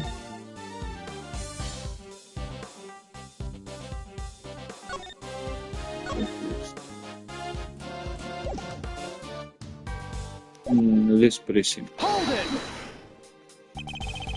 So the bodyguard on the left was the first to move. By the smallest fraction, yes. He reacted admirably swiftly. His name was Bastian Rook, did you say? I'm sorry. What the fuck? You are calling him Bastian Rook and now you are asking if we said his name?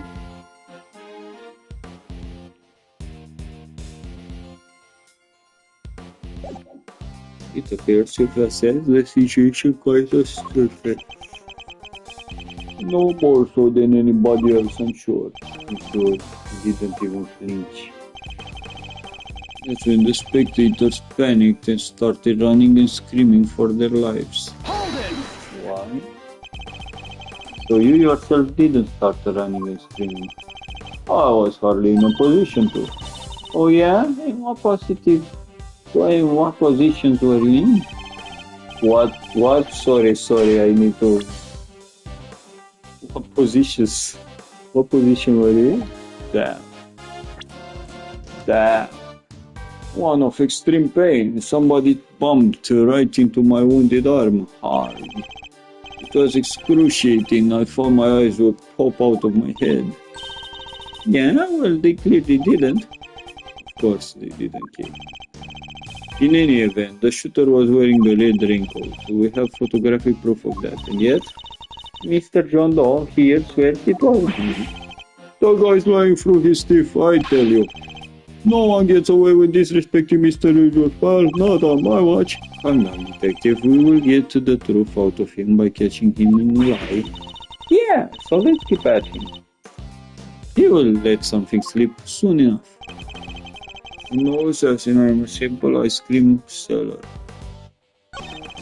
One who happened to be wearing a red raincoat while watching the president speak. I was as surprised as everyone. I didn't know his bodyguard sprang into action. Why are you saying both? The bodyguard on the left, Bastian Rook, was especially quick to respond. That's when the spectators panicked and started running. I believe this with this. Rook repositioned in light of Knight's injury. Knight to immediately escort President to plane. So Knight needed to respond first. Oh, here we go. Straight on. Oh, yes. As I suspected, you are more than what you claim to be, Mr. Dove. You overestimate me, Mr. Edgeworth. Oh? Then tell me how a simple ice cream seller knows one of the presidential bodyguard's names. What? You jest, surely. You are the one who spoke their names aloud. Rook and Knight, was it? We only know those names thanks to the security plan. But look closely, only their surnames appear. Damn, that's amazing. Yet we all clearly heard you say the name Bastian. How did you come to possess such information? Information we ourselves didn't have? Seems pretty darn suspicious to me. Well, how did you know? Explain yourself. It was merely a slip of the tongue. Another lie. He is the assassin, just like we said. Come now, miss, it's a little soon to be jumping to such conclusions. I did know their names, yes, and the reason for that is, well, I know Mr. Rook. He and I are acquainted. What? We have something of a connection. And he's a name I could never forget. You think we're stupid, pal? Stop lying. I'm not lying. As I have always been, a simple ice cream seller.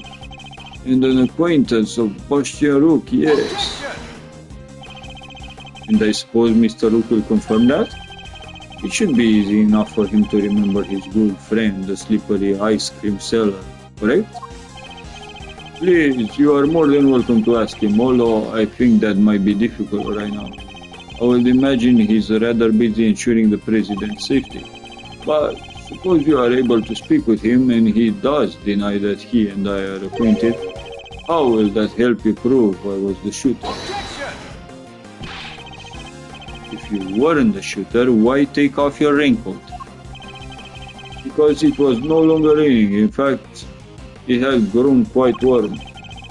Far better to let my wound breathe, no? Or would you rather I had let it fester? Ah, is he actually going to work his way out of this? Go. What are you waiting for, Mr. Edgeworth? Hurry up and arrest the man. He's clearly guilty. If I were you, he'd be in jail already. You might be willing to arrest a man without sufficient proof, but I am not. No, come on, Mr. Edgeworth. There's got to be something you can do. Shocking scenes here, as the culprit seems all but certain to escape justice. Yeah. It seems the court of public opinion has spoken. Very well. As I will clearly be viewed with suspicion no matter what I say, I might as well share what I know. What you know? What's his angle here? I saw them. I saw another person with a red hood. What? Are you kidding? It's the person you captured in your photograph. I first noticed them just before the president's speech began. It was still raining then. Their outfit was the same color as my own, which is what drew my attention, as did the laser beam that was aimed directly at the president's head. Screaming there was another red-hooded person? Preposterous. I knew that if everyone saw me dressed similarly to this individual, I could fall under suspicion myself. And so naturally, I removed my raincoat. So not only did you see the assassin, but they were wearing exactly the same thing as you? Huh. How very convenient.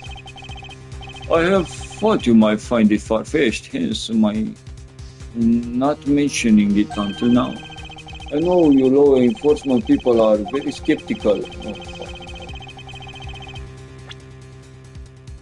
Skeptical types. Would you never have believed me? You would never have believed me. Especially not if I had said that the shooter was standing right next to Sergeant Prosecutor. Well, I know you don't mean me. I wasn't even summoned until after the shooting. No, not you, Mr. Edgeworth. Bro was a witness. Your colleague over there. Huh? Me? Yes, the photograph will prove it, I am sure. See, right there, in front of the person with the red hood. That's me, yes, but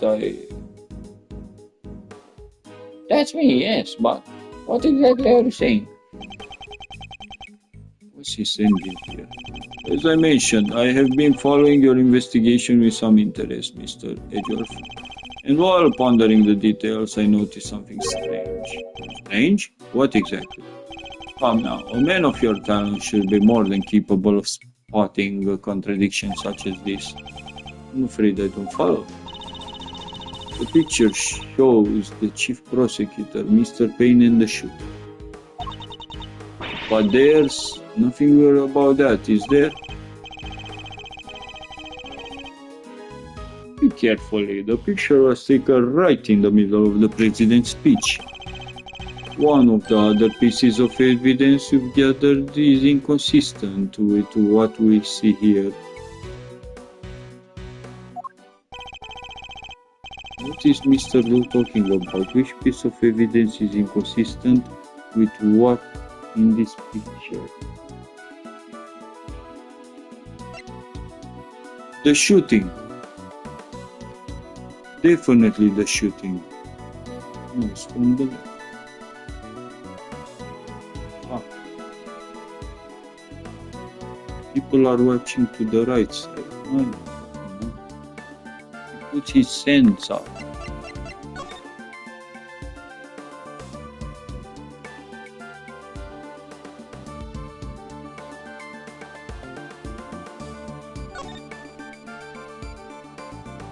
Thrusts his fist into the air as the excitement reaches fever pitch. Bam.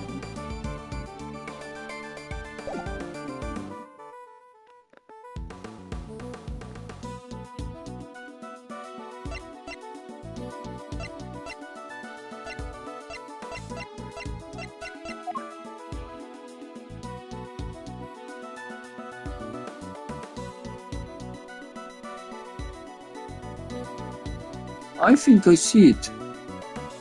No, he's with the right hand. I'm not the killer, Jim Doe. An ice cream seller who's currently my prime suspect. He certainly ticks all the right boxes.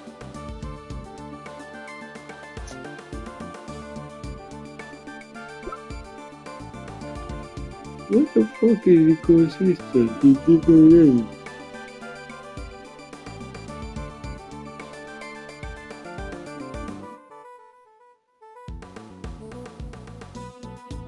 It wasn't raining, as that guy has no.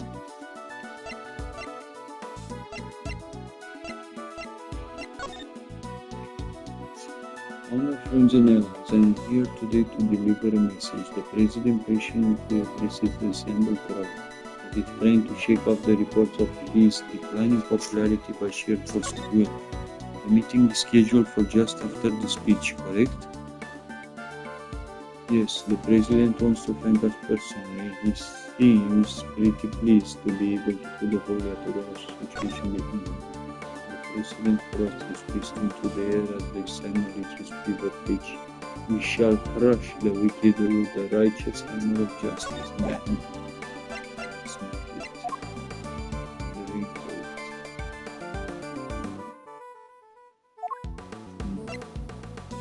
Found in a trash can on the left side of the spectator area, fitted with a laser sight to bullets. Still something like this. Steve Frosty running from my game applications.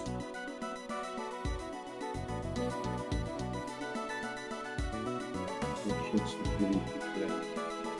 Route reposition in light of Matt's injury. Let's travel for lakeside now, at least in this area.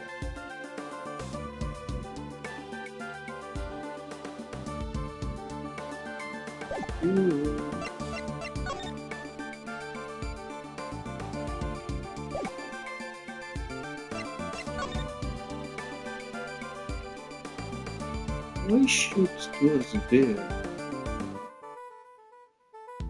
What?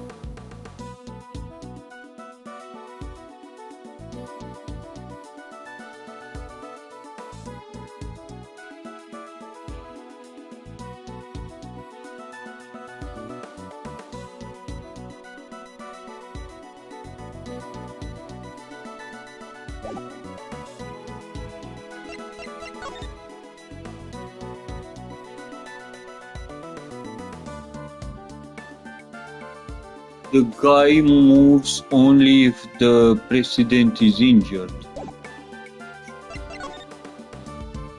Knight 3 middle plays for president to lane in case of emergency, while rook repositioned in light of knight's injury. Take that! Shall go with this. If I'm honest, I'm not entirely sure why, but I think the conflicting piece of evidence is this. Mr. Richards, are you sure you really want to go around presenting stuff? Even if you're not sure? Don't know what. If this is such a good idea, sir. Fine, I withdraw the evidence.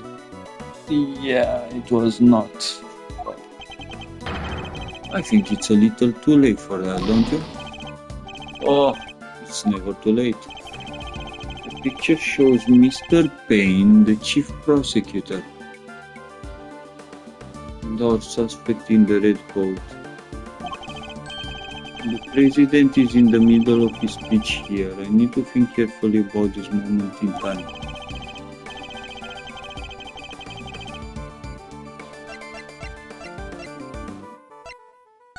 There was no chief prosecutor.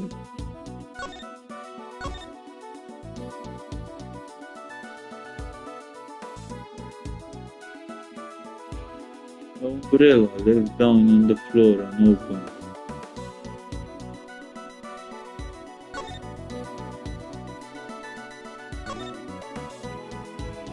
So fucking confused. So that's the chief prosecutor.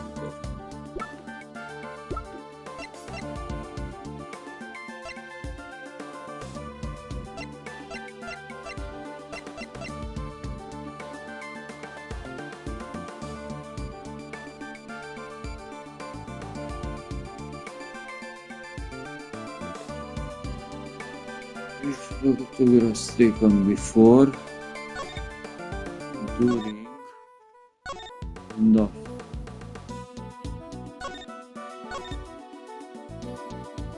Something purple over there.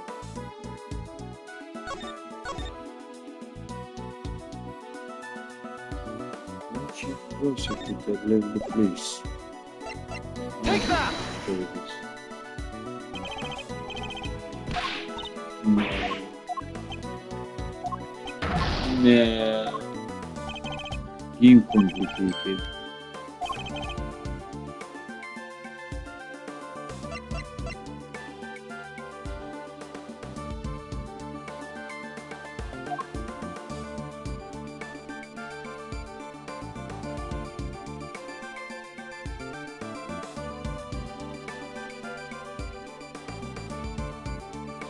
Take that!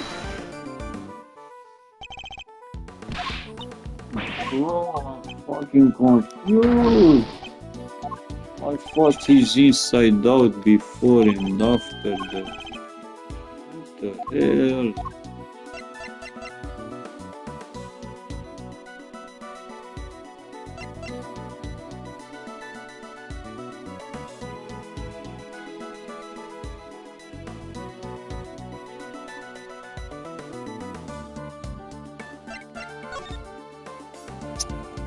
What the hell?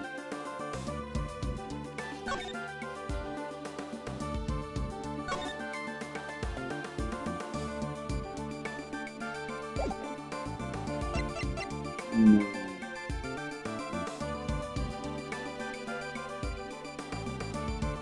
Take that! I guess you do everything. I don't have any fucking clue. No fucking idea at all.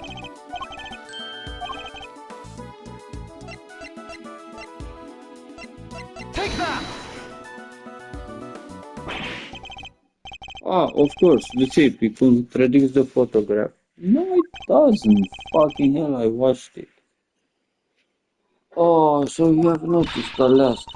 What's he going on about, Mr. Joe? Someone's missing. Someone who should be here. Yeah, the chief prosecutor. The police department. In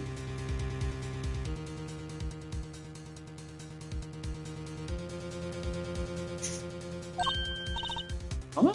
But who? Who is it? The person who is missing from this photograph is...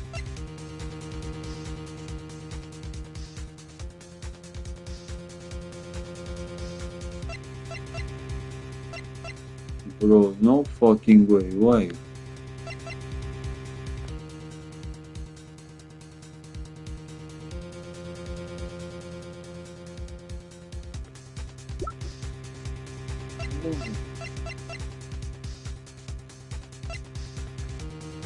The journalist? Take that! Huh? Miss Lloyd? Told you have something on your hand.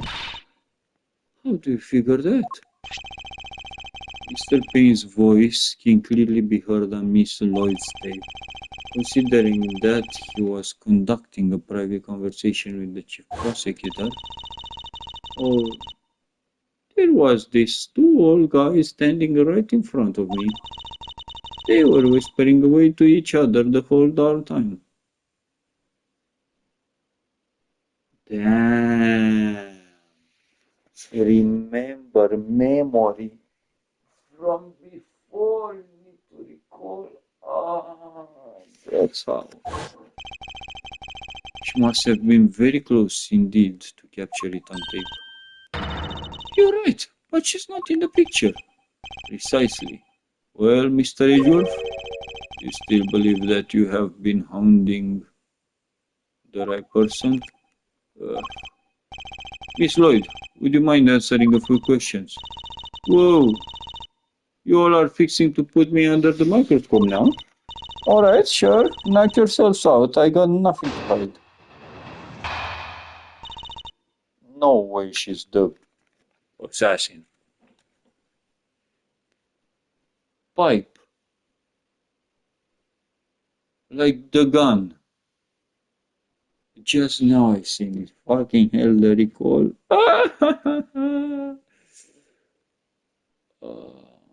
The gun and the... Yes, the gun. Miss Lloyd's sister. It ain't like it was standing still the whole time. Like I was. Now I was running all over, a roving reporter style, and that was a big old crowd. Yes, the picture must have been taken while I was in one spot, and the tips from when I was in another.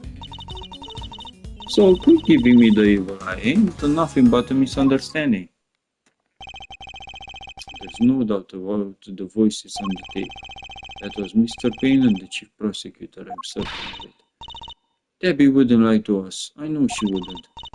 But if she did, that would mean that she's our perp. Will you all quit messing with me, as if I could do nothing like that, little old me?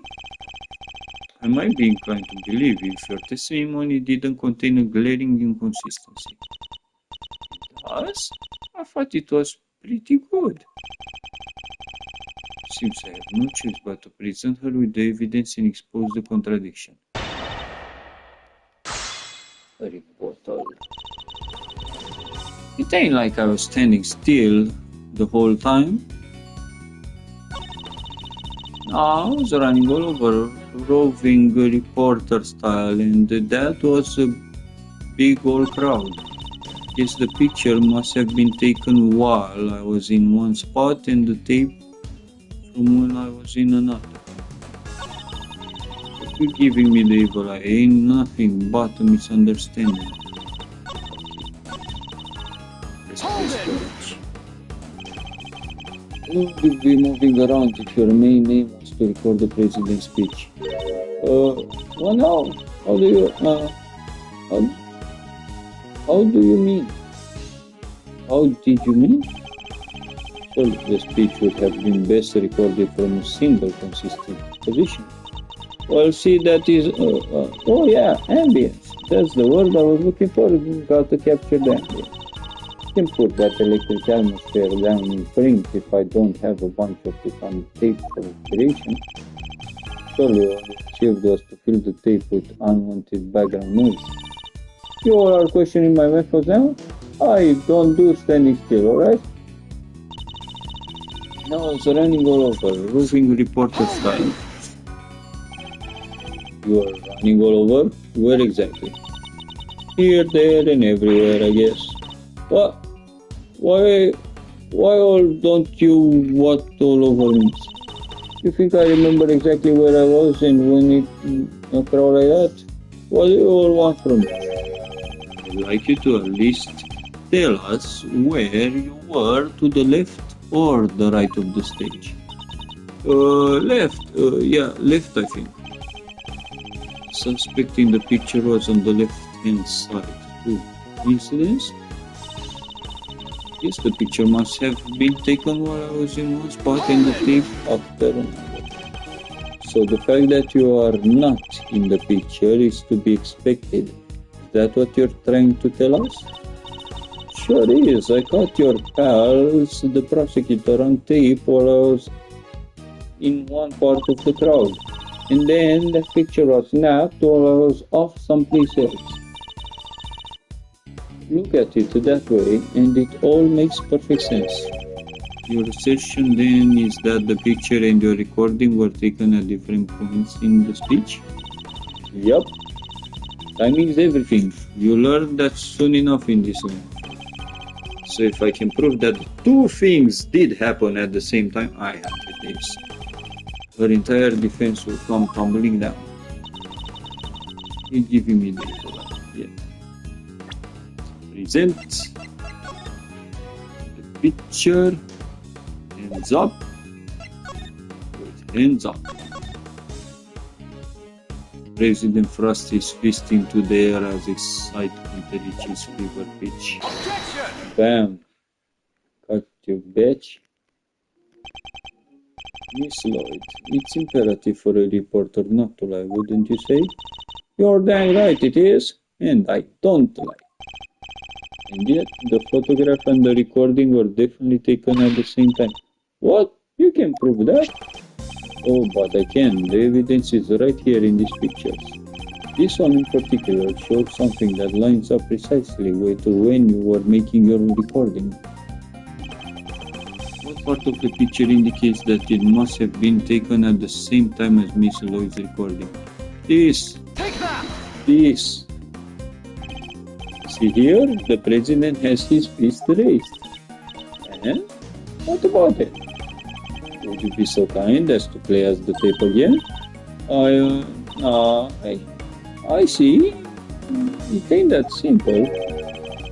What if I were to tell you that you don't have a choice? You don't make it easy, do you, Roberts? Remember, we are concerned with the moment the president raised his fist. No criminal organization, no matter how big, is above the law. The president thrusts his fist into the air as the excitement reaches fever pitch. That's it. There's a moment right there. Correct. It's now confirmed when it occurred in the recording. Which means Tabby should be in the picture too. And she is. Right there for all to see. For Miss Lloyd is in fact the person with the red hair. Ah! Now, what? So you're all shooter, huh? No, I don't even own a jacket like that. That's right. From everything we know, the owner of the red raincoat is John Doe. We have already proven that the raincoat belongs to Mr. John Doe. You, Lloyd, you're wearing something else. something that also happened to have a red hood. So there were two people with red hoods all along? Indeed. Mr. Doe's last statement was true. Wait, but we only found one raincoat. Where's the other one? Our ice cream seller never mentioned the raincoat, only a red hood. Damn, no fucking way.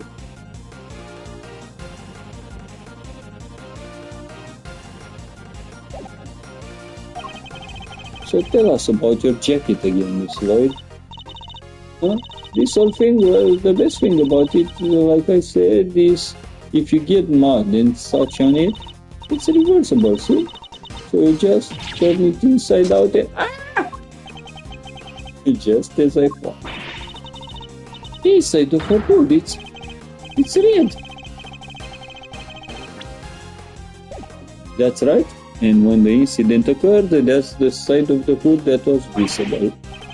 What's going on here? What were we really up to, huh, pal? Wait, I never even wore it that way around.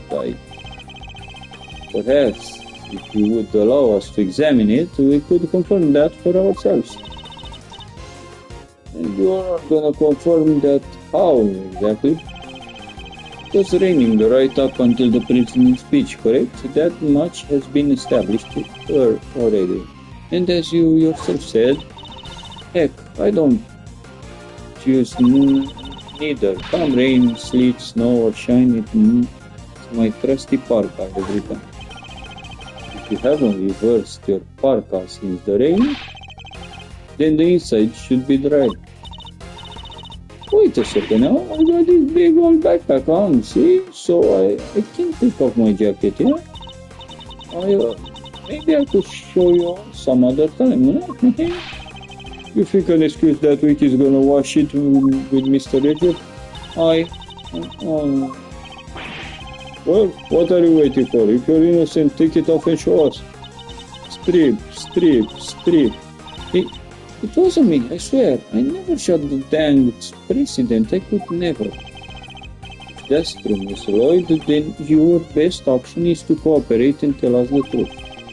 Is there a particular reason why you choose to wear a parka with a red hood here today? I'm sorry, Raffles. It's something I never told you. Something I couldn't. But I'll come clean, I promise. Just go easy on me now. You ready? Hold on.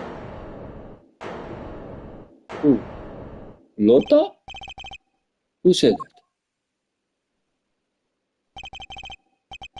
Hold your horses, it's a little too soon for the endgame.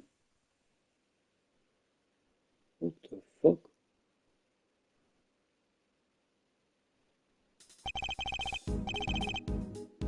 This is brother?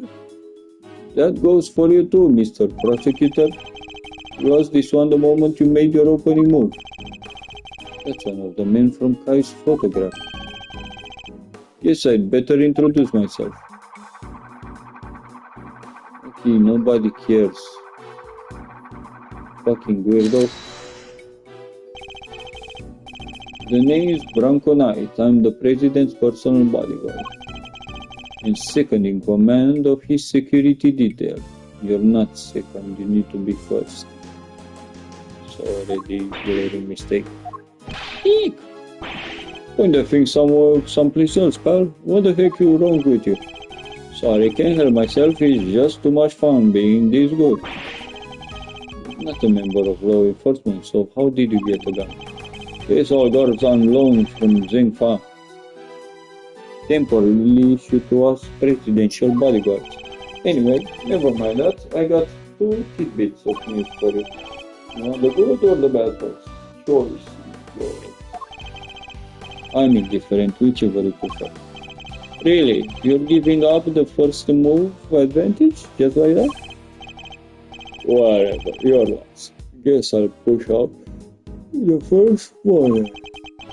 So you play a little chess, I take it. Ah, fellow fan, are you, Mr. Redsuit? Name Sedgwick. Well, you could say I dabble. Duly noted, Mr. Redgeworth. Alright, I'll start with the good news. The president's okay. He didn't suffer so much as a scratch. He didn't? That's a relief. Particularly for the young lady here, that means there is no longer a murder charge on the table. Oh, that is good news, huh, Debbie? Yeah, 'cause I never... Now for the bad news.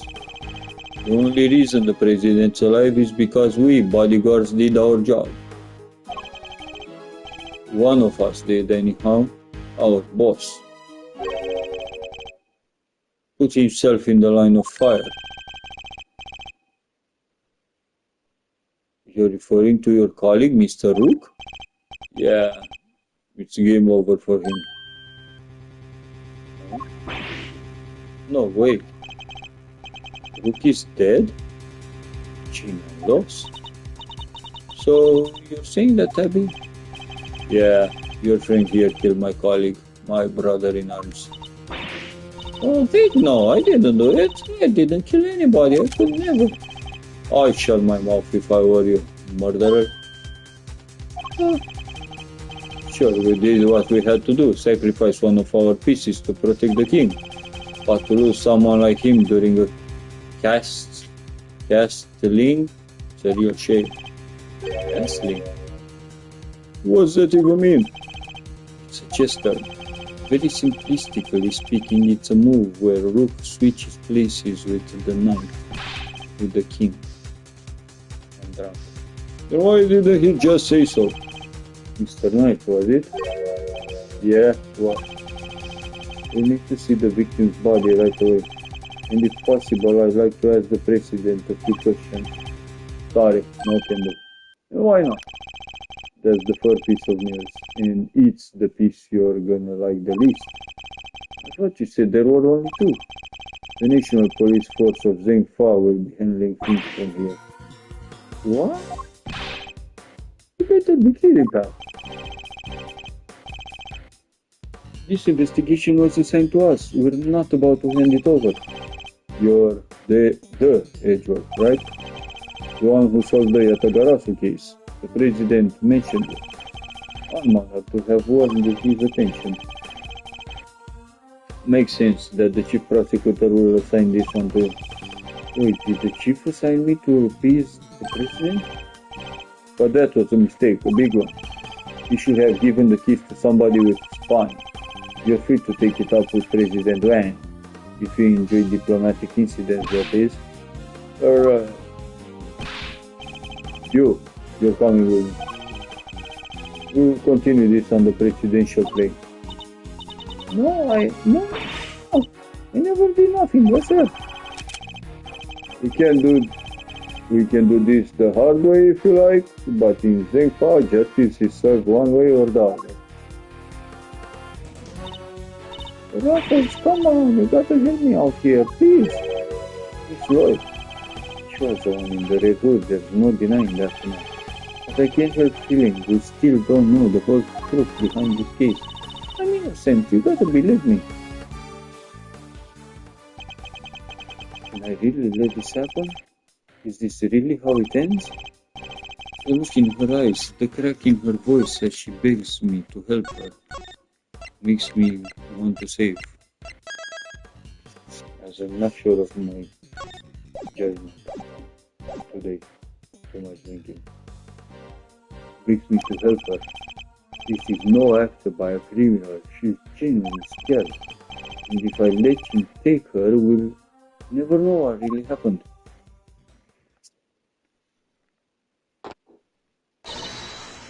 Eek! What? Huh? What the?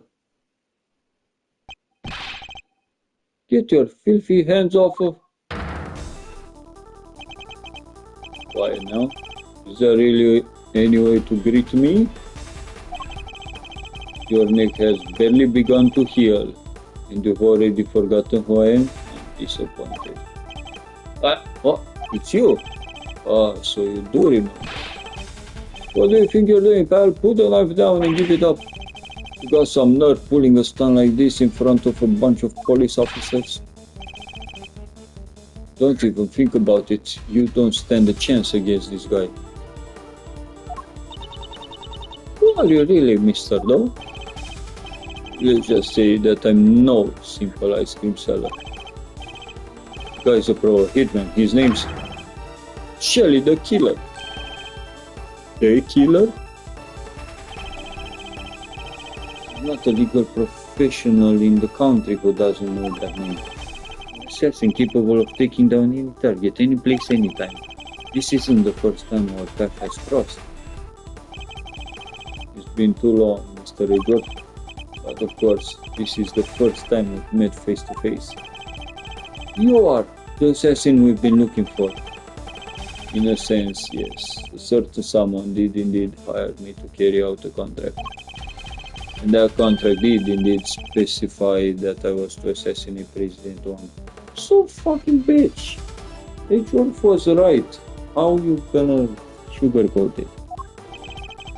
I swear I've seen this picture in one of my old files before, but how could I have been so careless? My bandage proved useful for bringing a knife into the park undetected, but I miscalculated in certain other regards. Huh? Didn't bring a gun? Now, shall we play a little game, Mr. Knight? I know how fond you are of such diversions. The stakes must be high in order for it to be fun, of course. Shall we wager, say, your life? What do you want from me? I would like for you to allow Mr. Edward to remain in charge of the case. What? What are you up to, the killer? I would simply like our mission fair to see things through to their conclusion. Huh? But why? Bastian Rook was a man of great skill, one with whom I felt a certain connection. It is only right that the truth behind his death be brought to light. With Mr. Rook's departure, the case is now yours to investigate, is it not, Mr. Knight? I'm simply asking you to transfer the authority to Mr. Edward. It is not something worth losing your life over, surely. You're just using the investigation as an excuse to get close to the president. Am I? Really? I suppose it is true that in order for the investigation to proceed, we will need to enter the presidential plane. Think I'm gonna let you near him? I'm his chief bodyguard. Are you? And here I thought you were only second in command. Rook's not around, that means I'm number one. I wonder if you have what it takes to step into such capable shoes. You, of course I do, I'm the leader, now me. If that is indeed the case, then I would ask that you make a choice to work with a leader. Will you needlessly throw away your life, or will you allow the investigation to continue? He really will get access to a president. Does he even need to? What is he plotting? You have no objections, I trust Mr. Edward.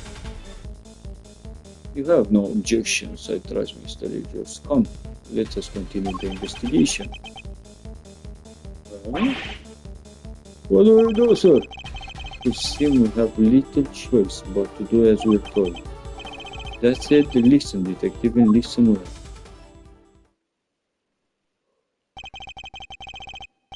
I'll wire some time as I investigate. Meanwhile, you gather the other officers. Have them surround the plane and make absolutely certain that there is no way he can escape. Yes, sir, you got it. Oh, come on.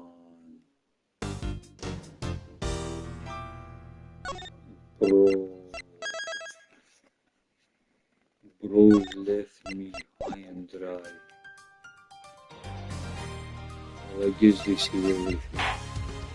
The full version for it. £30 next month.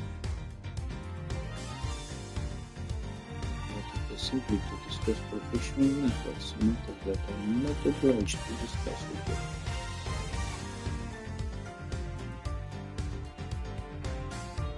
Look at this. Oh, we have Emma. Who's that girl?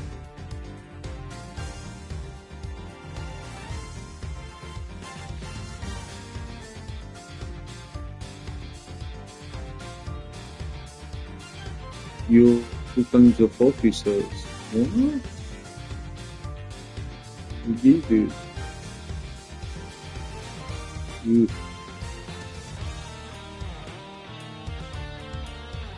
Damn, the HD remake is wonderful.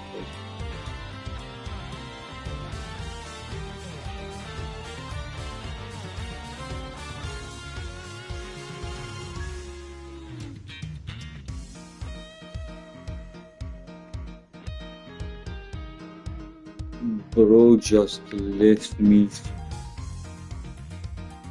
yawning for more.